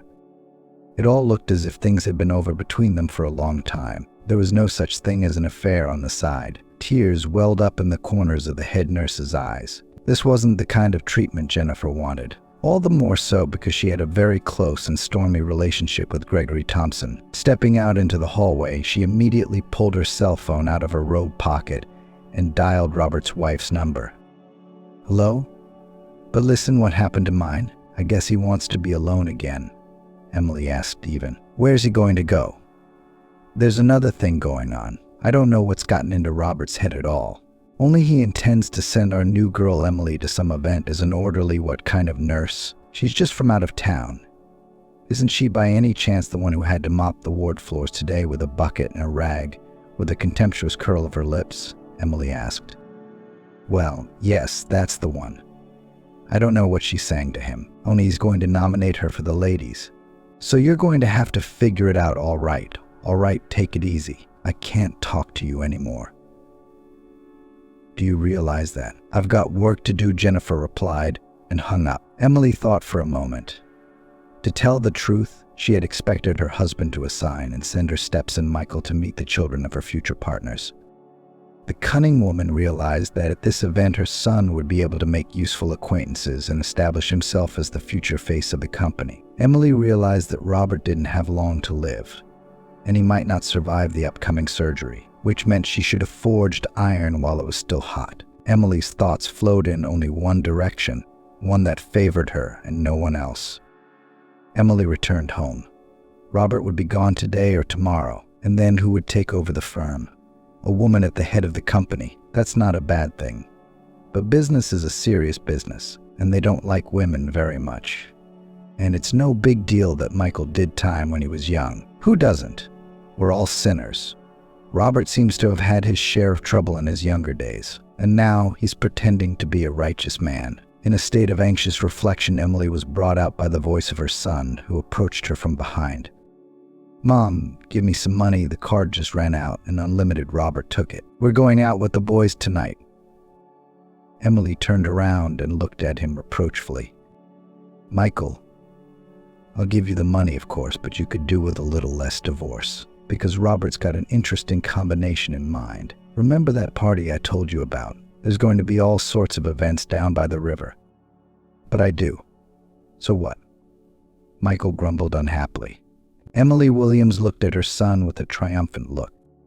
"So that instead of you, Robert thought of sending some nurse instead of you. Can you believe it?" But she looked like a redneck. Very simple, her lips bowed and her hair in a braid. She's like a milkmaid from the backwoods. God, I can't believe he'd go for her. There was a shadow on Michael's face. He won't calm down, Robert. He's at it again. Well, he won't be gone long. Anyway, I think it's time to think about a will. Why don't you get a notary to take him to see what's going on? You know, it happens, businessmen like our father, as soon as anything, immediately give their property to orphanages or hospitals. Come on. I don't think so, said Emily Williams. Robert's not stupid. Michael grinned wryly. What do you think? You know how much money he spent on homeless shelters and dog shelters? Those, what's their name? Animal shelters. Emily Williams frowned. Her son's words had clearly struck a nerve. Digging in her purse, she pulled out an old notebook in which she found the number of a lawyer she knew. She briefly outlined the situation to the notary over the phone. She asked him for a favor, to draw up a will with a visit to the address. Is Robert Johnson really that bad? He was supposed to have an operation, so why all the fuss and fuss? Asked the elderly lawyer.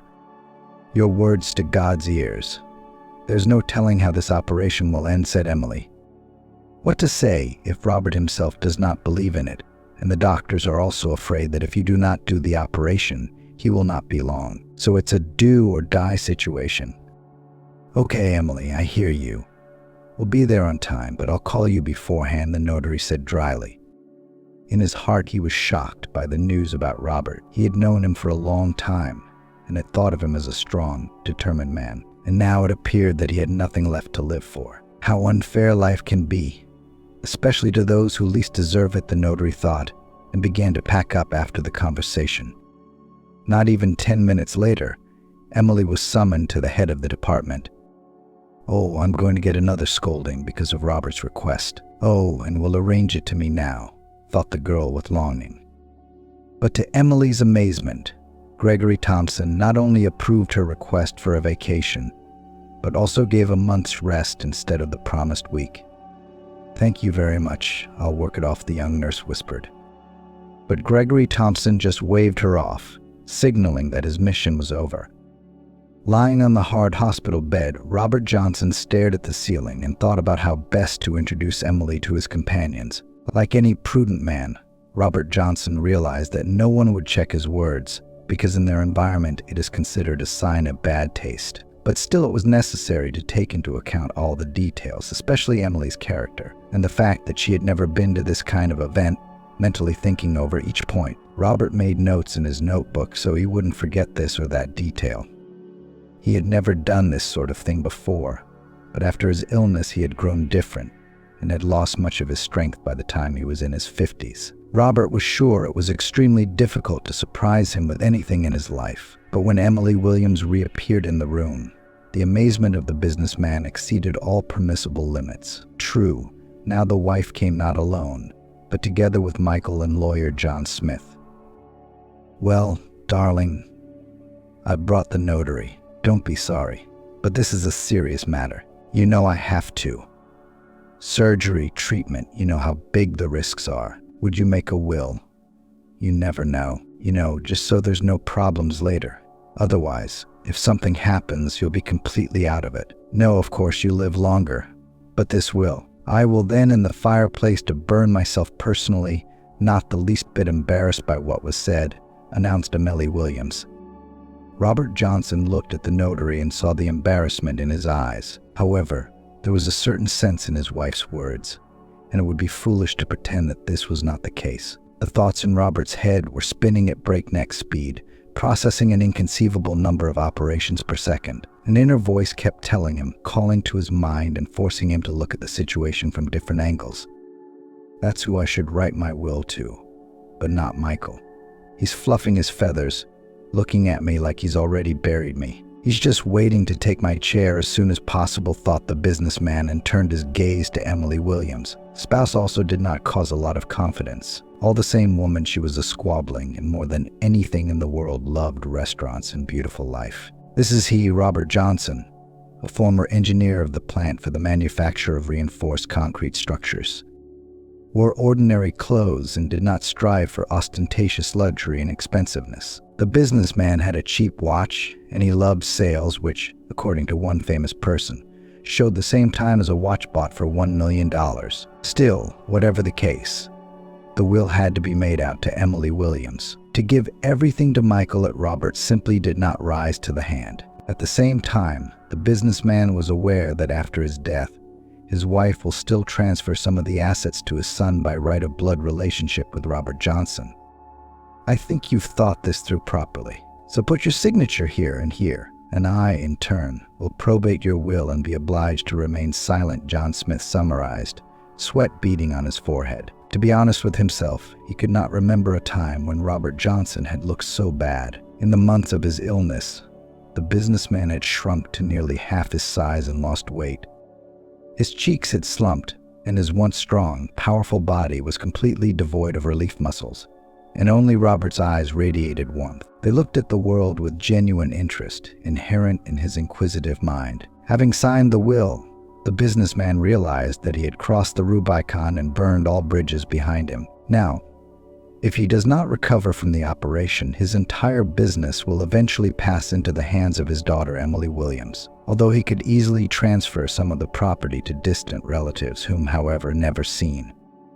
But only just the sense in this he did not see with all his desire, and Robert was also unbearably painful to look at the joyful smile of the stale face of his wife, who literally blossomed before his eyes. At some point, Emily Williams even seemed to him a kind of energy vampire, feeding on his energy, and he expected from day to day to go to the next world. But Emily, of course, did not know all this and mentally tuned herself for the coming vacation. Well, a week or two, and the event that Robert Johnson told her about. I'll spend the rest of the time with my grandmother. She hardly ever sees me. She misses me a lot from work, and I'll be able to take the dog. He's a very good dog, and he's a good dog to have in the house. The rest of the shift flew by, and before Emily left, as promised, she stopped by Robert Johnson's room. Despite a strong dose of medication, the businessman was still awake and eagerly awaited her arrival. So, did it all work out, Emily? Robert Johnson, it worked out just fine. I've been given a month's vacation. Well, I told you, I've got this legend in my notebook. What you'll have to say at the event. I've left a little man on the payroll. She will help you get used to it, and will help you with the purchase of clothes, said the businessman. Robert Johnson, thank you so much. If it wasn't for you, I wouldn't have dreamed of this. He smiled. He liked talking to Emily more and more. If he could lose 20 to 25 years, he would definitely go after this beautiful woman, whose soul glowed with the kindness and inner energy that filled her. The thought of it made Robert feel inexpressibly cozy and warm, making him immediately want to sink into the embrace of morphine. As soon as Emily left the clinic building, she was immediately called by John Smith. Here's the thing. I don't know how to say this. Anyway, Master Mickey passed away today. He, poor thing, as if he sensed it, began to howl so drearily. I locked him in the back room. Of course. Otherwise, I might have gotten the chief of medicine at last, but it's not a good idea to keep him here. He's gonna wither away. Why don't you come to LA with me? You know, for a while. You live in a private house. It'd be easier on you. Otherwise, he's smart, he's not naughty, he asks to go outside when he needs to. Emily looked sadly at the dog, who sat at John Smith's feet with his head down. What if he doesn't go? I can't drag him by force. I'm sorry, John, but I don't think Mickey will go. You don't even think about it. Did he like her? I knew right away I had to be gentle with him and pet his ear a lot. That's what animals expect. They, like people, need support and understanding, the janitor said confidently. Emily smiled and gently waved her finger at Mickey. Come on, come to me. The dog reluctantly got up and then came over to the girl and started sniffing her hands. Emily gasped in amazement. Oh, I forgot about that. Who promised you Grandma's pies? Take one with cabbage and one with potatoes. But if you don't like it with cabbage, I'll eat it myself on the way. You go with the potatoes.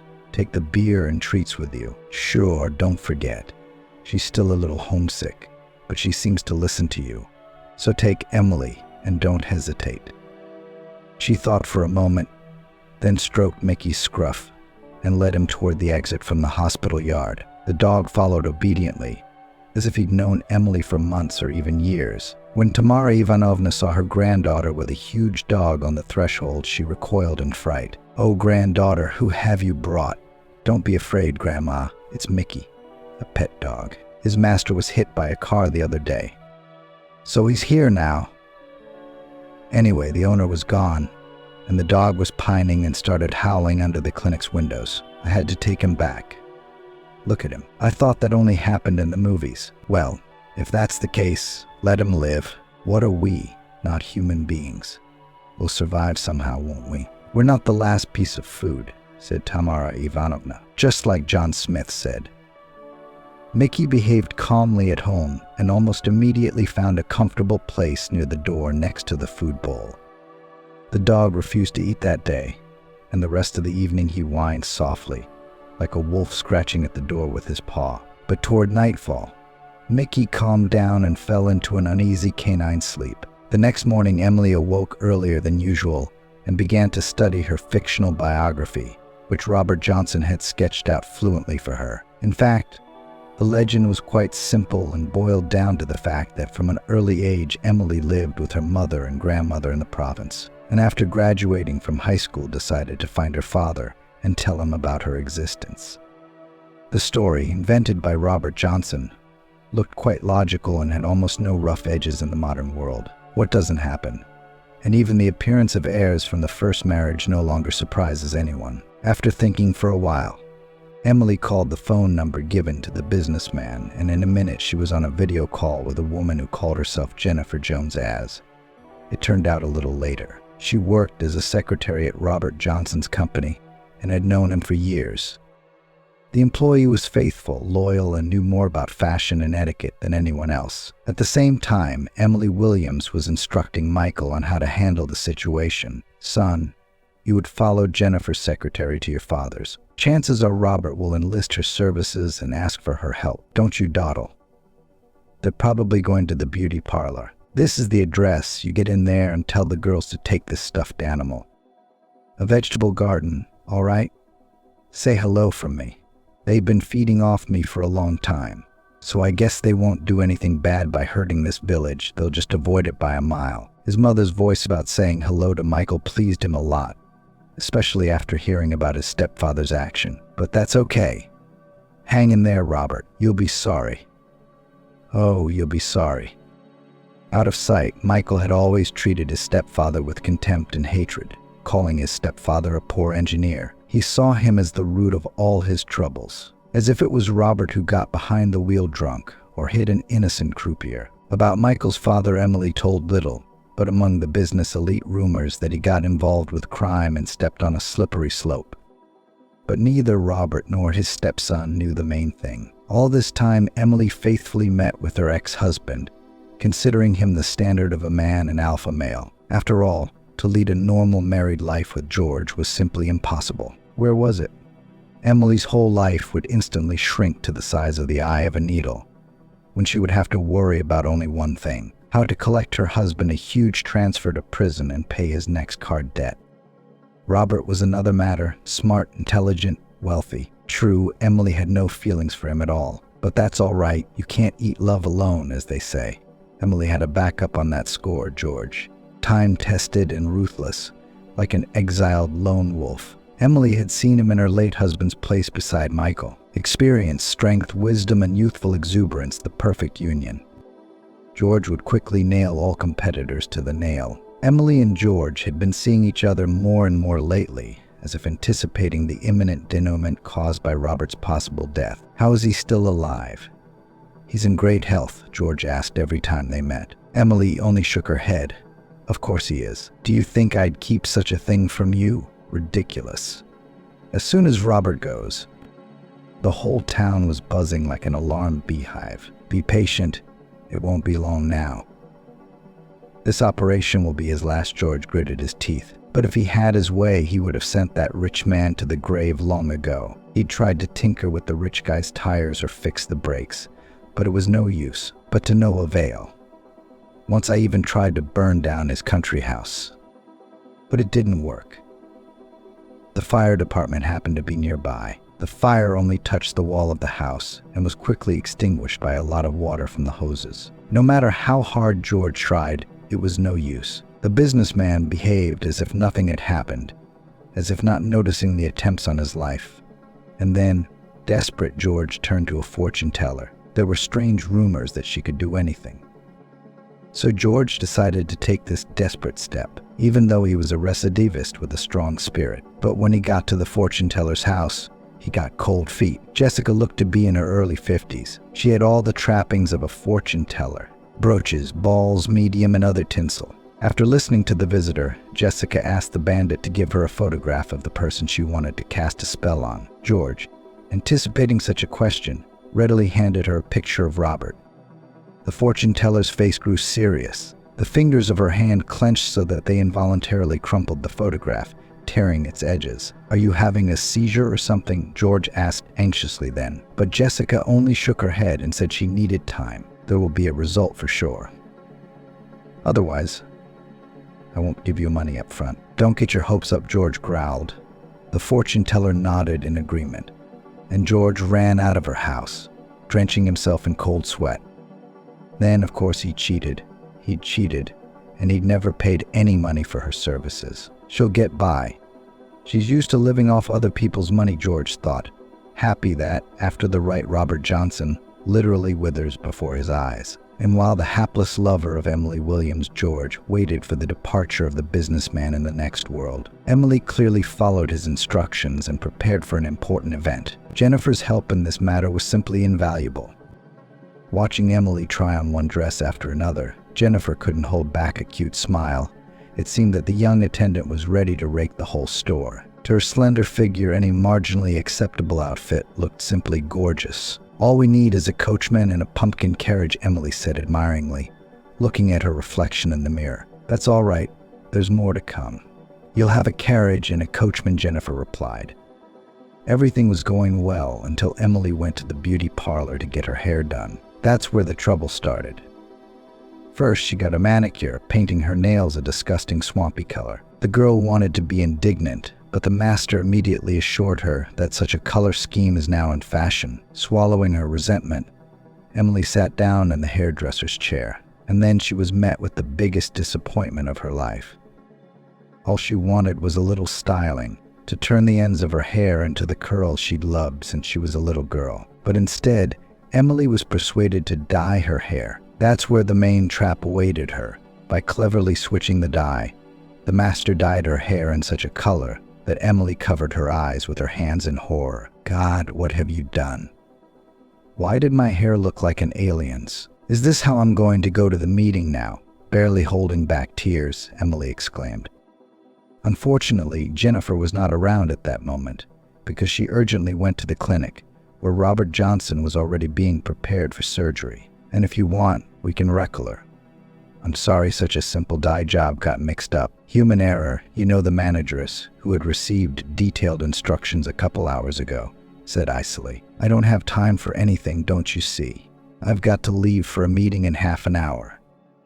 In one breath, Emily blurted out and left the hated salon. In the fresh air, the color of her hair seemed even more shocking, making passers-by stop and point their fingers at her in amazement. And knowing the address where the meeting was to take place, Emily called a cab and waited for the car. In the meantime, Michael, choking with laughter, was telling his mother the latest news. "Well done, son.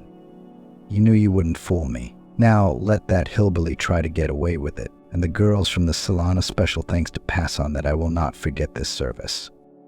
Also, I don't think you're going to stop halfway through. It's not puppies to drown.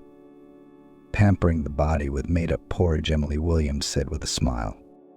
5 minutes ago, she received a call from Gregory Thompson, informing her that Robert Johnson was being prepared for surgery, which meant that the inheritance would not be long in coming. Having heard such curious news from his ex-wife, George rubbed his hands together. Hopefully, tomorrow he will be able to see Emily Williams without hiding. Emily had to drive for about 40 minutes before the driver did not bring to a huge cottage, located a couple hundred meters from the riverbank. The estate was surrounded on 3 sides by dense forest, and the gate and front door were just facing the river itself. Wow, what a beauty! Emily marveled involuntarily, forgetting for a moment the discomfort of her hair. A real rich man's paradise. Of course. They say it has 2 swimming pools, a tennis court, a bar, and a dance floor. An elderly cab driver who had stopped at the very gate obligingly chimed in. Here we are. If you need me to pick you up from here, call me. I'll rush over any time. Emily nodded and held out the money. The massive gate was unlocked, and soon the girl was on the grounds of the manor, which looked like a miniature city for entertainment. In the courtyard were already standing several young men who had arrived a little earlier than Emily. Seeing her unusual hairstyle, they immediately expressed their admiration. Wow, a real fashion challenge. No more clichés and standards. Emily's cheeks flushed with embarrassment, and she tensed, expecting to be taunted. But the rich kids were friendly and didn't even think of mocking the new girl. On the contrary, they expressed their admiration for her taste and her peculiar challenge to society. Emily relaxed, smiled, and soon found herself in a very cozy environment where her wealthier peers were enjoying life and partying to the fullest. Outwardly, there was no difference between them. Just a group of young people who, by the will of their parents, found themselves in such a paradisiacal place. Emily danced, made new acquaintances, and rested her soul as she had never rested before. Young people were swimming in the river, riding on catamarans and jet skis, and building sand castles a couple of meters from the water's edge. She felt happy, not even realizing that, at that very moment, a tipsy Michael was heading toward the country mansion. The impudent major was literally bursting with self-esteem and the desire to tell everyone the truth. Michael literally burst into the party like an angry beast. Climbing onto the stage, he grabbed the microphone and thundered at the top of his voice. "Ladies and gentlemen, please have your attention for a moment. You are about to hear some very exciting news. There is a shapeshifter and a liar among us. A man who is pretending to be someone else. Or rather," another Emily turned pale and froze in shock. Michael kept talking and talking, feeling himself the master of the situation. His words caused a great resonance among young people, from which she again became the object of everyone's attention. This time, however, no one admired her. On the contrary, kind, smiling people looked at Emily with judgment. All their appearance showed that they did not want to communicate with a deceiver. Tears streamed down her cheeks, burning her skin with salty rivulets. The bitterness of shame tore at her soul. She thrashed about like a caged animal. Suddenly she wanted freedom. To be alone with herself and cry until her eyes were red with tears. God, what a shame. Why had she agreed to this? Her feet carried her toward the river. The hooting and hollering followed. She stubbornly walked forward toward the water that would cool her heated soul. Now just a little more, and the water will wash away all the dirt of lies and deceit. As an incantation whispered Emily, whose consciousness, in fact, beat and covered with a shroud of sticky fog. Suddenly, somewhere behind her back, she heard the exasperated scream of Jennifer Jones, who had jumped out of the car and was running toward her, kicking off her shoes. "Emily, stop. Don't. Wait. Honey, you have to know that. Don't go. Robert Johnson left you a will and rewrote the whole business." Emily flinched and slowly turned around. The water had reached almost to her chest when Jennifer tugged on her arm with force. "Honey, come on, come on. You don't know anything. Robert Johnson outplayed everyone. What's that got to do with the inheritance? Is he dead? And what do I need his business for?" Perplexed, Emily shook her head. With the fact that Emily Williams along with her lover wanted to kill him. Even if the operation had been successful, his days would have been numbered. And all because of that ill-fated fortune Jennifer blurted out in one breath. The secretary's words didn't make anything clearer to Emily. Her ears were still ringing with the taunts of the rich men who'd chased her away from their private. Her heart was beating like crazy, and it wasn't until a little later, when it was announced that Robert Johnson had safely undergone surgery, that Jennifer explained to Emily what was going on. It all started with a fortune teller, the same Jessica, who ironically turned out to be Robert's classmate and remembered him as a kind and honorable man. Naturally, she did not cast any spoil because she did not do it in principle. She always remained kind. And evil she simply passed by, pretending that the ritual is observed. But in the case of Robert, fortune teller could not remain an indifferent witness and honestly told him about his enemies. At that moment in the mind of the businessman put together all the pieces of the puzzle. And the accident on the road, when he miraculously survived, and burned country house, where he was saved by firefighters.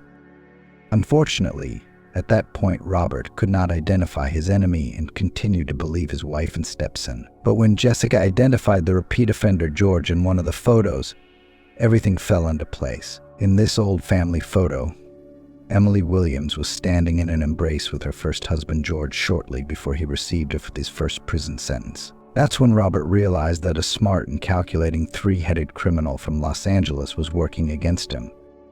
Their son Michael, realizing that he will not be left alone, the businessman decided to send to the party.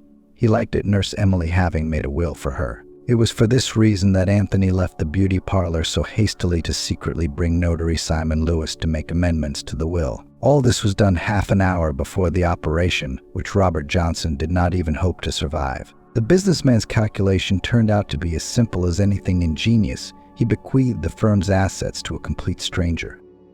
Robert deliberately took himself out of harm's way, because in this case, his death would have no meaning for Emily Williams and George. Of course, he was taking a risk, and a big one at that. He had seen a lot of good people in his life, and he had immediately identified the traits inherent in their values. Before making this combination, Robert had made inquiries about the young nurse and realized that she was exactly the person he needed.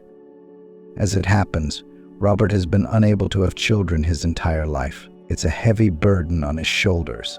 Believing that, he happily married her, dreaming of being a father to her teenage son Michael. But time passed, and the stepson became increasingly promiscuous and violent, taking the best from his biological, recidivist father George. Many then condemned Robert for the fact that he never decided to take a child from an orphanage and bring him up the way he should. The businessman was simply cowardly, afraid of responsibility, doubting his own strength and capabilities. And only when he was on the threshold of death, Robert realized that it is no longer possible to live like this. In his mind, he buried himself long ago. But still, before his possible passing into the next world, he wanted to do something good. For this very reason, he bequeathed everything to Emily, being sure that this money will bring her real happiness. But fate had it differently. Robert not only underwent surgery, but also slowly went on the mend. Seeing in the ward classmate Jessica, he was very surprised. "Here I came to check on you. You don't know I've been praying for your health all this time. I am a professed do-gooder and have never done what is attributed to me intercepting the businessman's gaze," the guest said. "Thank you, Jessica. That was very helpful to me," Robert replied. The chamber door opened and a smiling Emily appeared on the threshold. True, this time the young orderly was no longer carrying the bucket and mop so familiar to her. "Well, hello. Daddy, that's what I should call you now," Robert Emily joked and sat down on the edge of the bed.